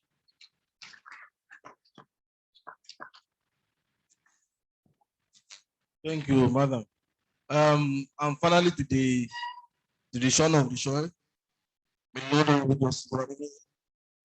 former secretary of the Ibadan branch, the former chairman of the branch, and currently representing the branch at the FCTI Corp. You have the floor, sir. Thank you very much, chairman of the panel. Good afternoon, my Lord, the chairman of the occasion, the Honorable Justice M.L. Abimbola, Chief Judge of Oyo State, represented by the Honorable Justice Moshood Abbas, the president of the bar, Mr. Olumide Apata, I recognize you. I must recognize Honorable Justice Elo Arasi. For those of us practiced in Oyo and Ibadan, those days when it was judge, it was always a delight to be in court when my Lord reads or read his judgments. He was a judge I used to call the poet judge. His judgments are always sound and unassailable. I'm so glad, my Lord, to see you at this occasion today. I also want to take time to recognize the daughter of the former governor of the old Oyo State, Chibola Ede, Mrs. Funsho Adebola. You are welcome. Thank you for the honor I'm given to be part of this event today. At this very important occasion, I thank the family of the late Justice Aderemi for giving me the opportunity to participate at this event. If we have to talk about the late juries, I guess we'll take the whole of the time today. I think enough has been said of him during the goodwill messages. I will not want to say anymore. The topic for discussion at this event is perhaps the most contemporary topic in our country's history at the moment. It is the issue of the moment. To say that Nigeria is treading the precipice of our existence is, as a nation, is to say the obvious. The signs are ominous, the picture is grim, insecurity of lives and property has spilled into economic insecurity, social insecurity, food insecurity, and the list is endless. All of these have implications of national security. Government, both at central and state levels, are overwhelmed as security agencies are extremely overstretched. This therefore makes the topic of our discourse today most contemporary and significant. The objective is to further interrogate the question whether the evolution of powers is the way to go as we search for solution to Nigeria's insecurity or security challenges. I must thank the president of the bar for setting the tone for the robust conversation. Permit me to digress a little to affirm publicly that the NBA has not had it this good in recent history. At a recent event in Abuja, the MC introduced the NBA president as a senior advocate of Nigeria. And then the NBA president corrected the MC and said, no, I'm a non-senior advocate of Nigeria. But he was modest enough to say that he was the first performing non-senior advocate of Nigeria NBA president since the days of Akabasho. For once in a long time, they have an NBA as a leader, NBA as a leader that readily identifies with the plight of the ordinary Nigerian and one who is not afraid to speak truth to the powers that be. The keynote speech clearly identified the focal issues relating to the evolution of powers, which in practical terms means to transfer governance from central government to subnational levels. I also term it power load shedding. Its variants are also digital penetration, and so on. The picture has been clearly painted. Over-centralization of power in the federal government leads to a disconnection with the common people. This state of affairs breeds insecurity. Insecurity gives birth to agitations and unrest of diverse characters. And the message from these movements is clear. They clamor for what they clamor for is inclusiveness, fairness, justice, equity in the distribution of power and deployment of the resources of the nation. If we notice, a new dimension was recently introduced to the state of agitations when we saw governors of the southern states, governors of the central states, and so on, defying party applications to discuss national and security issues. What this tells us is that even the state actors are beginning to feel the urgency in finding solutions to our deep security problems in the country. More significantly, the keynote speaker highlighted how the configuration of our constitution has also constituted a huge hindrance to what I term domestication of security. The current setup of centralization of the police can no longer work. We must agree to work out a more acceptable security structure that will engender more effective policing and the rest. The keynote paper equally traced the history of the debates about devolution of powers through the independence and post-independence era, and the apprehension of the federal government in agreeing to the demands for regionalization of the police. For me, the issue is now beyond whether Nigeria is mature enough to decentralize the police. It has become the most realistic solution to our current security problems. We must not forget the recent events that followed the NSAS agitations. The whole nation was powerful overrun by non-actors and recorded, and our security outfits worked helplessly and haplessly. As both public and private properties were pillaged, the nation's security almost collapsed totally. The recent targeted killings of police officers and destruction of INEC offices in the eastern part of Nigeria is still fresh in our memories. For me, that was a sure signal for the federal government that the system of centralizing the police command in Abuja can no longer advance the security of the nation. Very importantly, the keynote speaker, in conclusion, reaffirmed his faith and believe in one indivisible and indissoluble Nigeria. Certainly, there is a desire by the majority of Nigerians to continue to live together as one country. The question is under what terms and conditions? Should we continue to maintain the present structures that seem to be setting us back, or we take bold steps at rearranging ourselves? I want to suggest that Nigeria as a country should undergo the process of what lawyers call in all its ramifications. Moving forward, we must dialogue with the indigenous laws, which captures the diverse interests of Nigeria. Indeed, the Nigerian social contract must be renegotiated.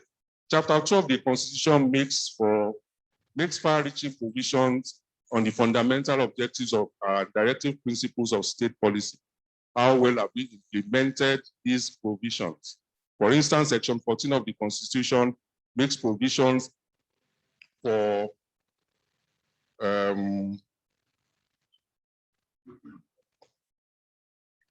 that government derives its powers and authority from the people, and that the security and welfare of the people is the primary purpose of government. If that is the case, that is what we have to come to timing. How do we employ the power so if state actors derive the power to move from the people to the Constitution, why are they opposed to the overwhelming views of the same people that gave them the power to devolve this same power and other issues? The handlers of the country can no longer shy away. From sincere conversations geared towards enhancing national unity, national cohesion, and patriotism. Nigeria today is a terribly fractured country. The question is, do we break it down completely and rebuild, or do we continue to patch until it totally collapses on all of us? Or as the NBA president posited, do we break the leaking water pot or mend it? Does the power to amend our constitution include the power to substitute and give birth to a new constitution? There cannot be a better time than now that there is an ongoing process to address the imbalances in the system that has precipitated a huge security deficit Nigeria and its people are currently undergoing. But as one Chinese proverb says, talk will not cook rice. You've got to do the work. I thank the organizers for giving me this rare privilege to be part of this most auspicious event. Thank you very much.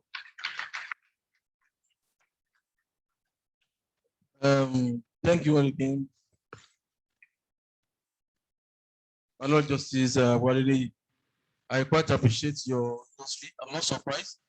Many of us have applied before. You know that when you write judgment, sometimes it takes you 3-4 hours to deliver. May Almighty God continue to endow you. I want to thank all the panelists.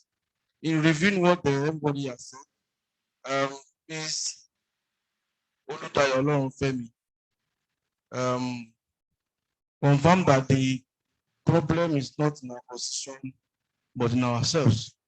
That we have the current constitution that we have, ongoing practice that abided by everybody, the country is better. That she preferred an homegrown constitution that would be relevant and practicable. Other panelists agree that there is need for us to amend the constitution to reflect present realities and true federalism. I have questions. One question. No question. Who have what?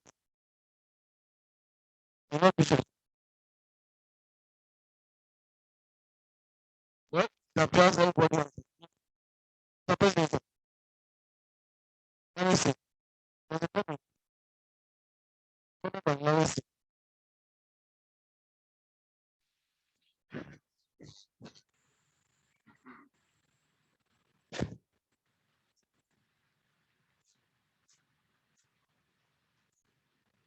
Thank you very much, and thank you for the opportunity. Mine is a combination of a question and a comment, but more of a comment. So let me agree with Ms. Dayo Olorufemi. Question before we talk about definition, what we do and why we do it was the subject to review. So if you look at the Constitution today, there are provisions that we're not exercising. The Constitution provides that there's a provision that provides that the Police Act must be exercised. In the Police Act, it permits those who are above O levels, we used to call it O levels, for those of us who are quite old.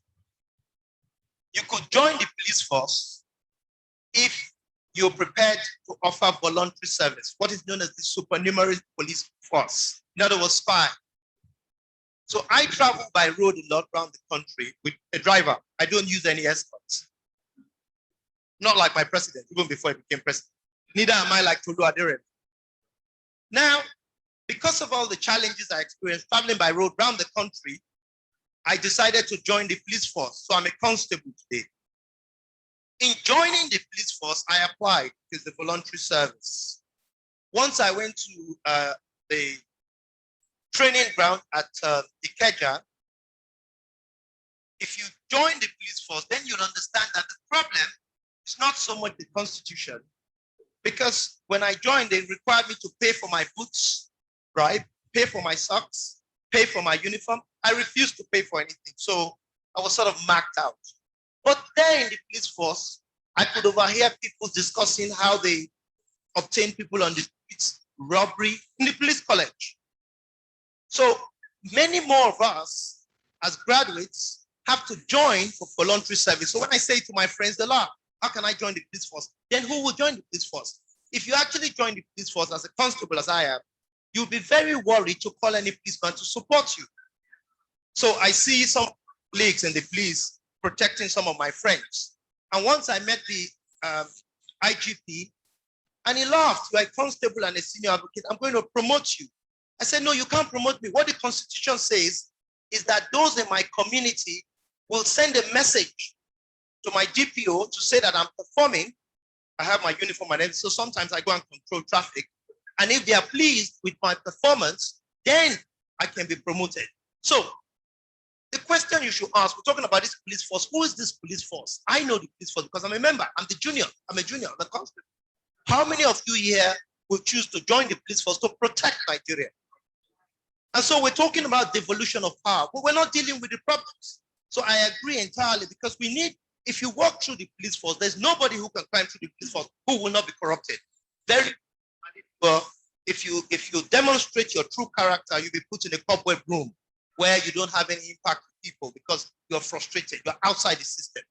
So those of us who've joined the police can tell you what is wrong with the police force, rather than just asking for devolution of power. So what I would say is, yes, we may be required to review the Constitution because it's a living organ.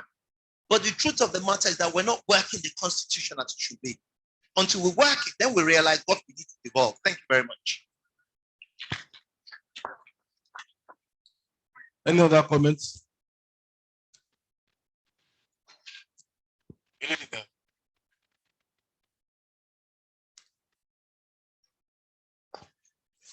Thank you very much. 2 minutes, sir.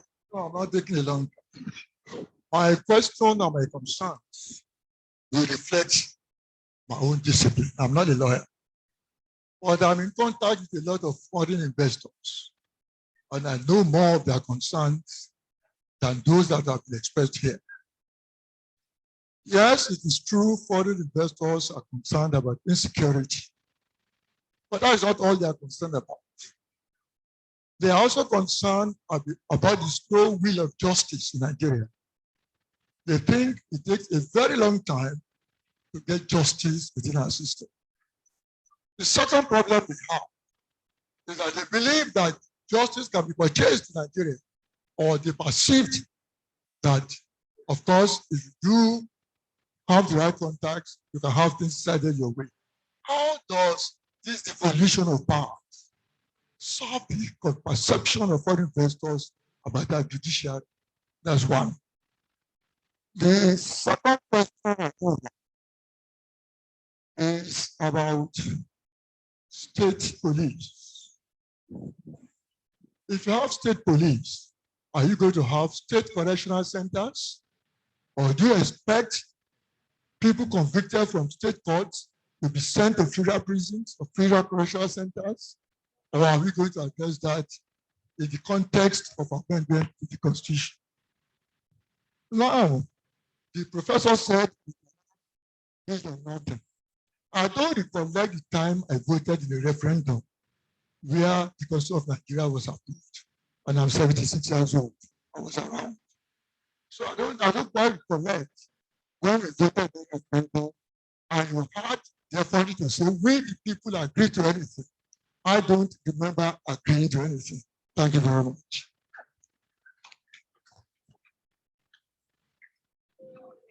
Thank you, Prof.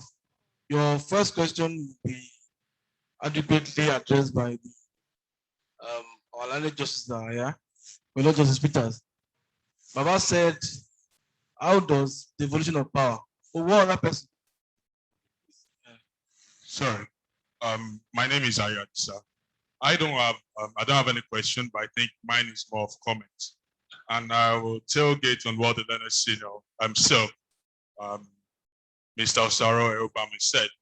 But I think the number one thing I will say before I follow his point is the fact that as ordinary Nigerians, I think we have lost what we call our value system. And if we check it from that foundation, we will understand the fact that we are all police officers. What do you do when you see someone pass the one way? What do you do when you are in a community where your landlord association chairman is pilfering from the pocket of the association? What have you done in your respective offices where you've been saddled with certain responsibilities and you see other people not performing what they're supposed to do? We have the laws. How well are we enforcing? You hear that is my brother. I cannot do something to it. Today, most of us work in establishments today and we are biased. There's so much conflict of interest in everything that we do. That is what we inform what a police officer will look. He will look away from a particular crime and he will look into a particular one so as to favor his own family. I think our problem is in the fact that most of us, we have lost the value system. The learned Silk said something. It was at the police college. He failed or he refused to pay for his substitute uniform. Meanwhile, a lot of us will just have to pay for sin. How well are we asking our leaders of the responsibilities? How accountable are they? So I think it starts from there before we start talking about the evolution of power, because we all know how well are we. So that's my comment before we start talking about the constitutional review. Thank you very much. Well, thank you, everyone. Before I call on the panelists, let me also, Mama, please, finally, please, just one person more, just 1 minute, 1 minute. Thank you.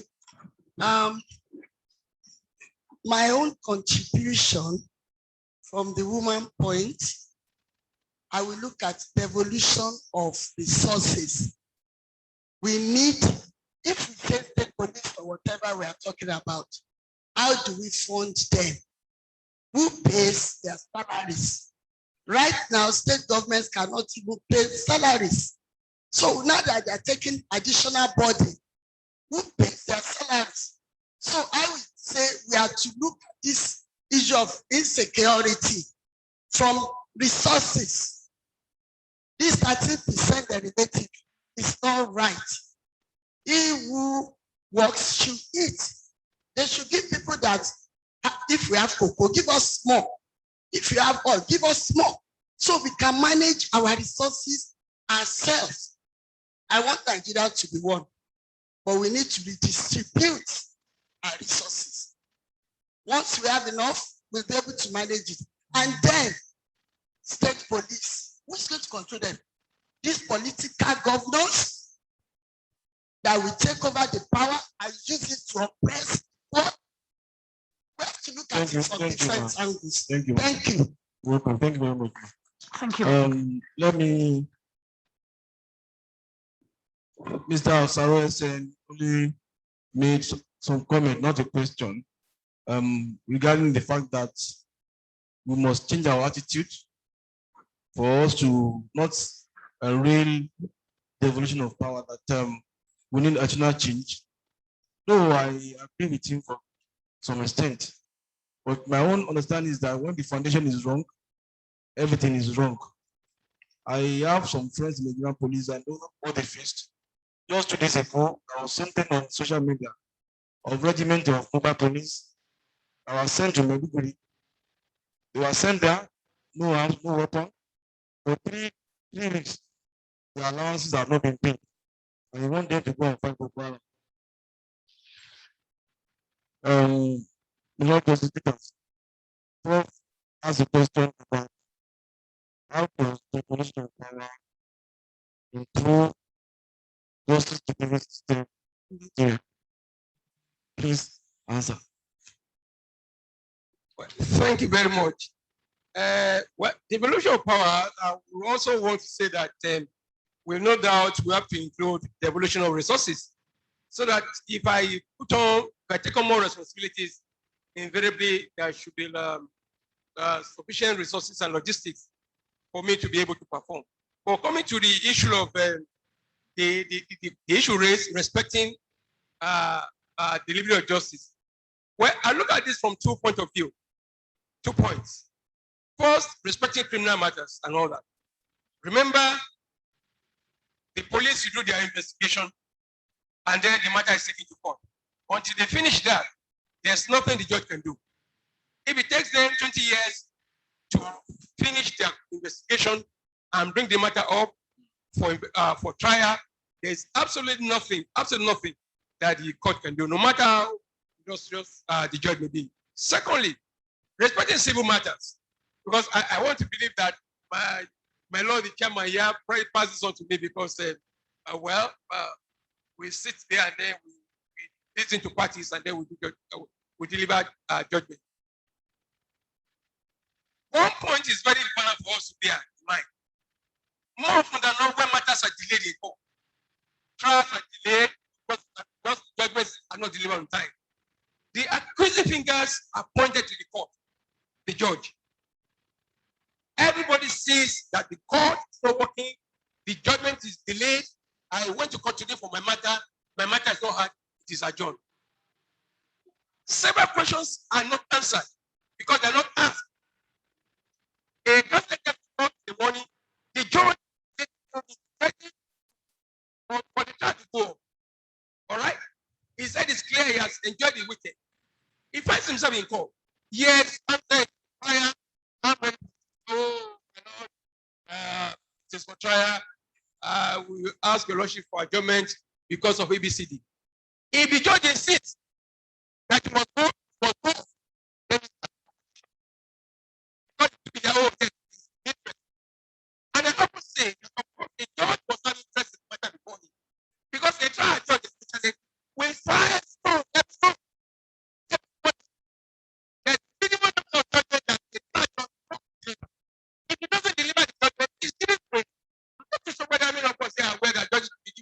JSC. In my fault, I have to tell myself,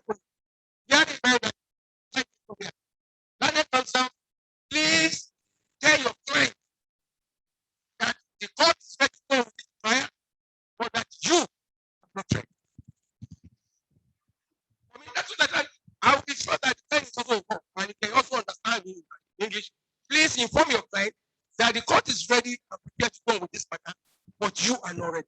Because there's very little the judge can do. The man says it's not ready. Oh, and he will give some excuse.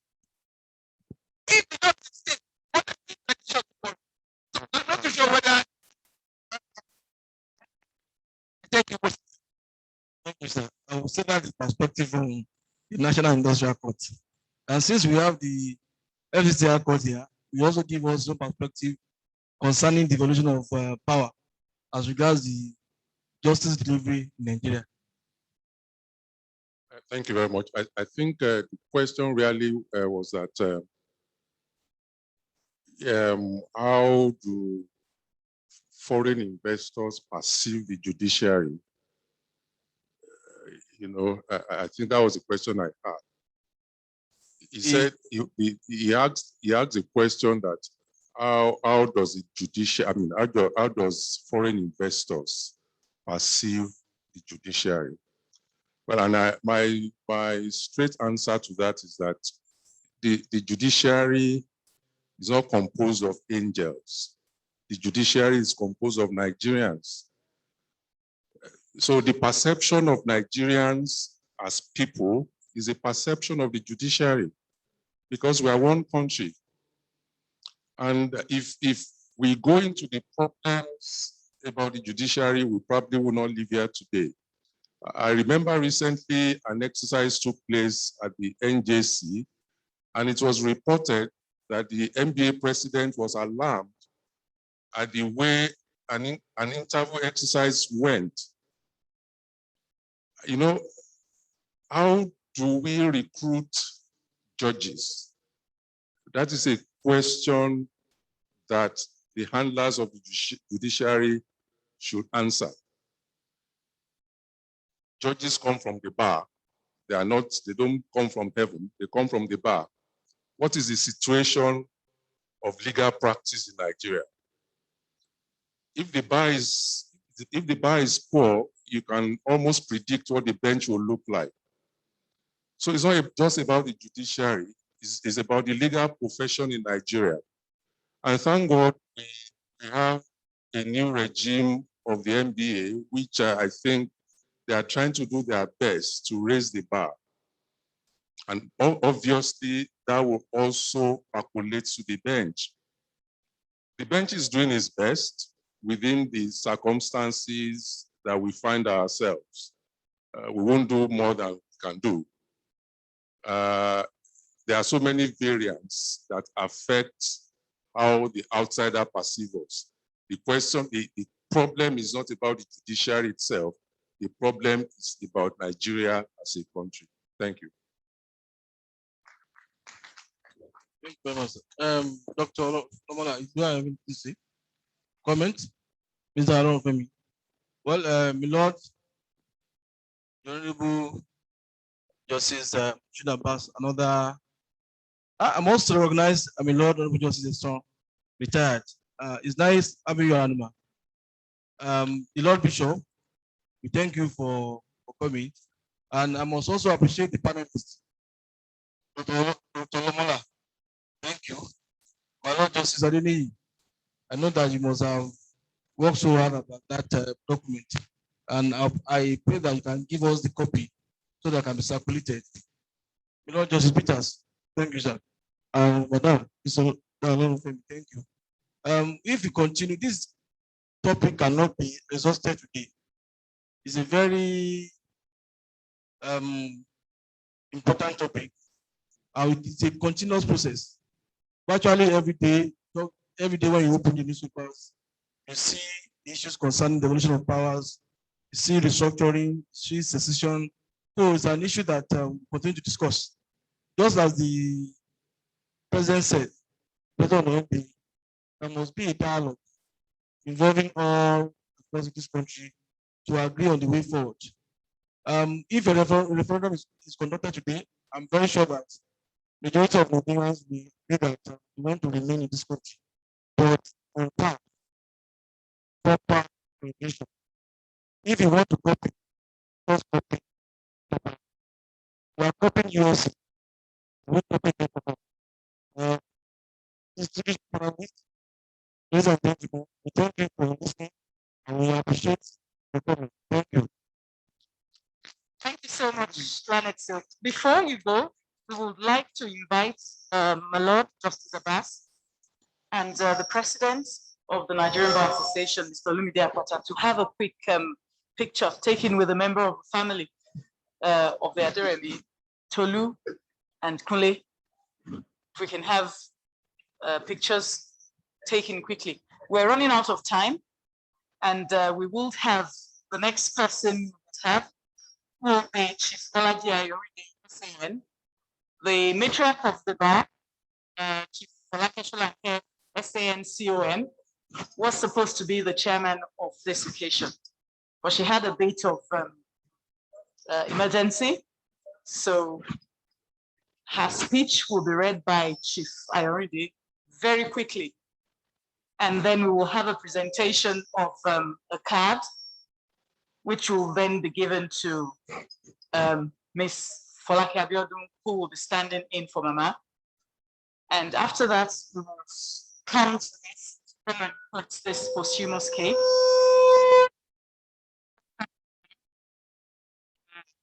Prayer, which will be done by my Lord, Honorable Justice Akobi, retired.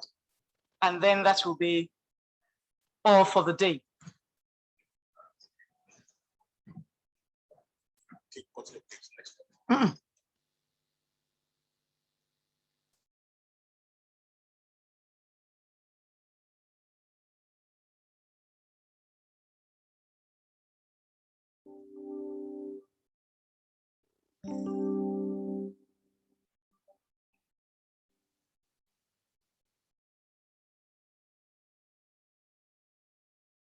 Do the cut. If we can do the cutting of the cake, Mr. and Mrs. Fashionable came all the way from the US, and I understand they have to go back to Lagos now. So if we can have the cutting of the posthumous cake, while Chief Ayoride gets ready to read the shorter version of Mama's speech.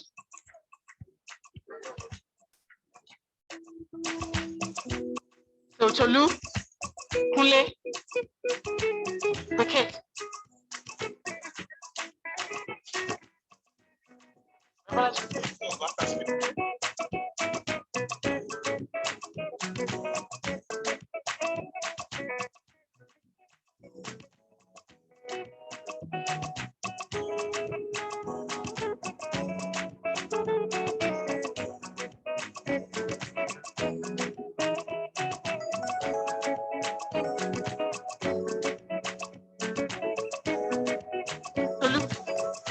The family for the posthumous cake, the chief judge, the president.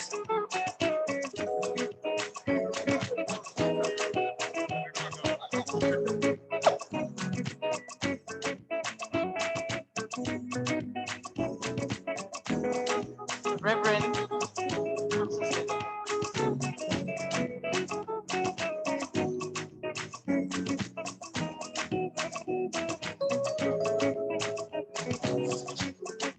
Mrs. Fashionable.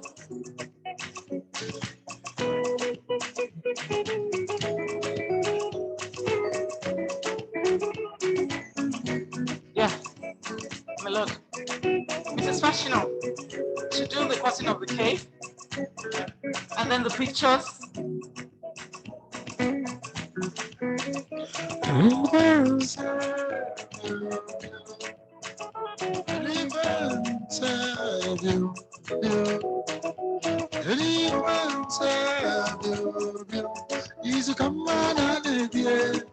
So while we're waiting, Mr. Daniel, I've been told to ask you to come and help.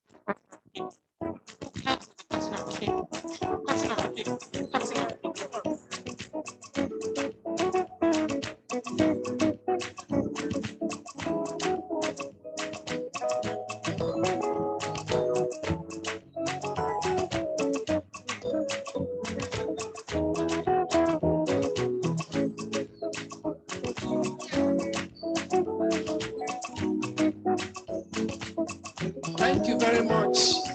I'm going to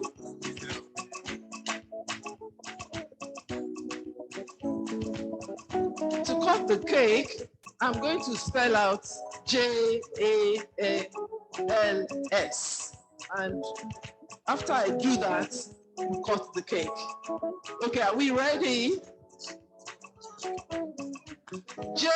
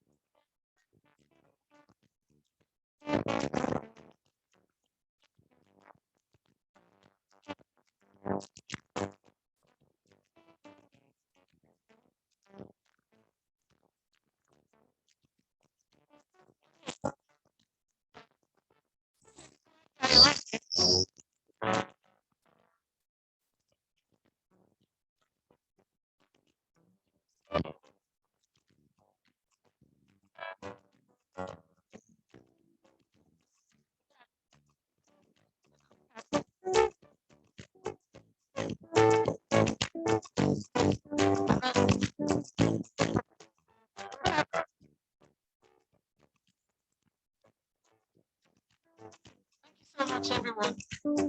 Chief Bolaji Ayori, the SAN, is here to present to the matriarch of the bar, Chief Falake Sholanke, SANCON, the matriarch of the Premier Bar, ably represented by Ms. Falake Abiodun.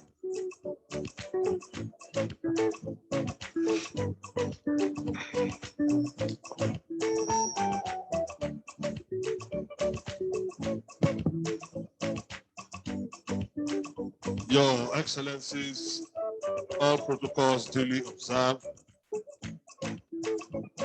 A few minutes ago, apparently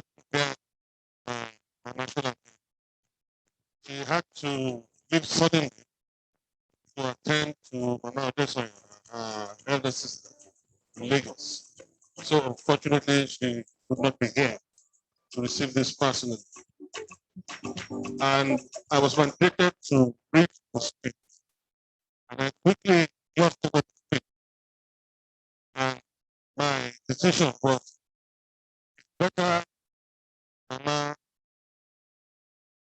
punishes me for not reading it.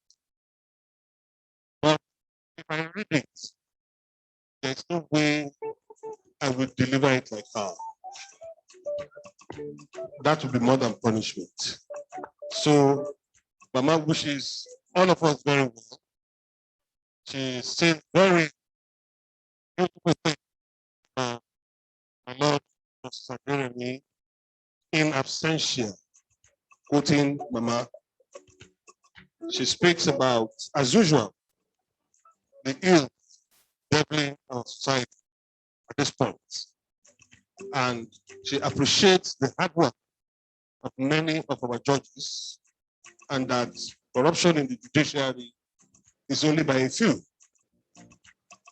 She wishes everybody well, and she encourages us to always Sorosuki, as usual. Mama is not here. We have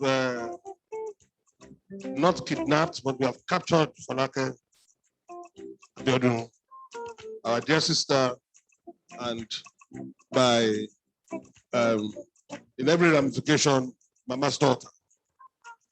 So she'll be here today, or she's here now to receive this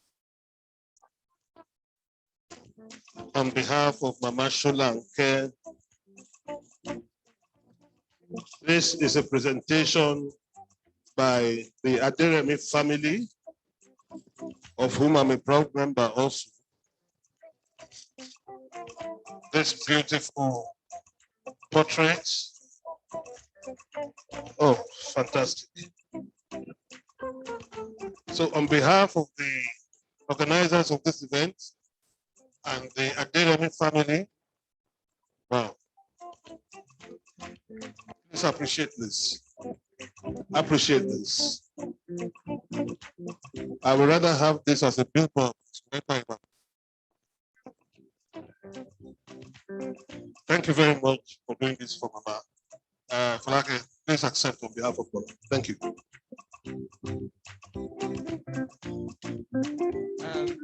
My president, the Honorable CJ of your state, represented here by my Lord Justice Abbas, every other judge of the High Court, every High Court judge here present, my Lord Justice Arasi, members of the family, members of the magistracy, my chairman, Leonard Silks, ladies and gentlemen, on behalf of Mama, Chief Folake Sholanke, Senior Advocate of Nigeria, CONONSAN, I'd like to say a big thank you to the children and family of Honorable Justice Pius Aderemi for appreciating her. We say a big thank you. May the Lord's memory live longer than he did, and may you all live longer than he did, and sterling heights are yours to achieve. Thank you so very much. Thank you very much, Falake. Can I please invite my Lord, the Honorable Chief Judge for your state, ably represented by His Lordship, the Honorable Justice Abbas. Please join us for a photo op. And also, let me call on my president, Olumide Akpata, to please join us. Also, the performing president of the bar. That is your new. Thank you. Yes. So it's a photo of. Thank you very much. As we do this, I also appreciate our Papa, Justice Arasi. You are always welcome. You're looking extremely well. God bless you.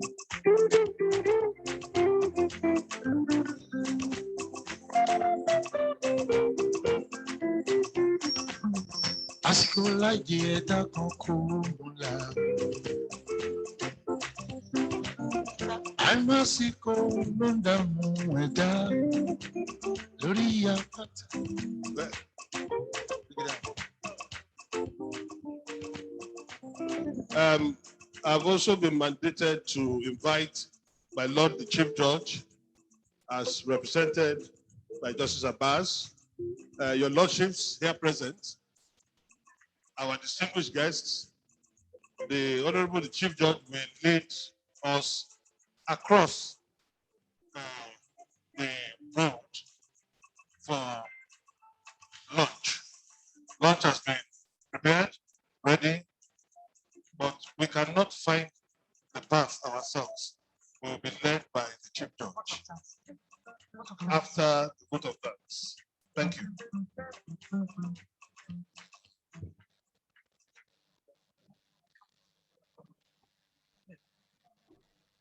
Okay, thank you, Leonard Silk. May I call Kunle Aderemi to give us the vote of thanks. And that will be followed by the closing prayers, which will be done by my Lord, Honorable Justice Akobi, retired.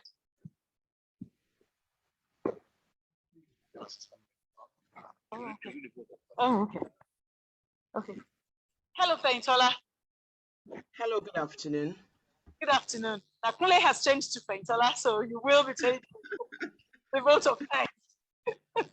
Yeah, that's all right. It's still the same family, so that's okay. Thank you. Good afternoon, everyone. Permit me to stand on existing protocol this afternoon. It gives me an immense pleasure to deliver the vote of thanks for this event to all dignitaries assembled here today. We have all had to listen to the lucid paper delivered by the keynote speaker, the President, Nigerian Bar Association. It is an all-encompassing and thought-provoking. We have equally listened to the reactor panelists. I'll say this was quite robust. We are here today on the backdrop of happenings threatening the very foundation of our dearly beloved country, Nigeria. We will not speak to the challenge, which are numerous and well known to all of us. Of course, it is not enough just to agree and give a speech about it. We actually have to work together to get the job done and suggest the way forward. We must allow convergent and divergent views to mix and produce solutions which all Nigerians will key into. On behalf of myself and my siblings, we are hugely grateful to all our specially invited guests who were able to make today's event successful and worthwhile experience. Your presence and support are what makes this occasion special. Thank you very much for your time. It's been a very great pleasure. As we close the meeting today, I wish on behalf of the family, all invited guests, dignitaries, the panelists, I wish everybody a safe journey to our various destinations. Thank you very much, and God bless you all.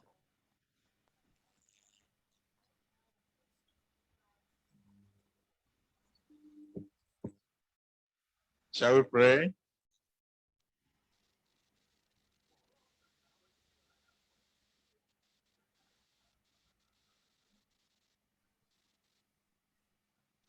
In the name of Allah, the most gracious, the most beneficent, and the most merciful. We thank Allah for taking us through this program successfully. At the beginning, we invited him into our midst to take control. Almighty Allah took eminent control.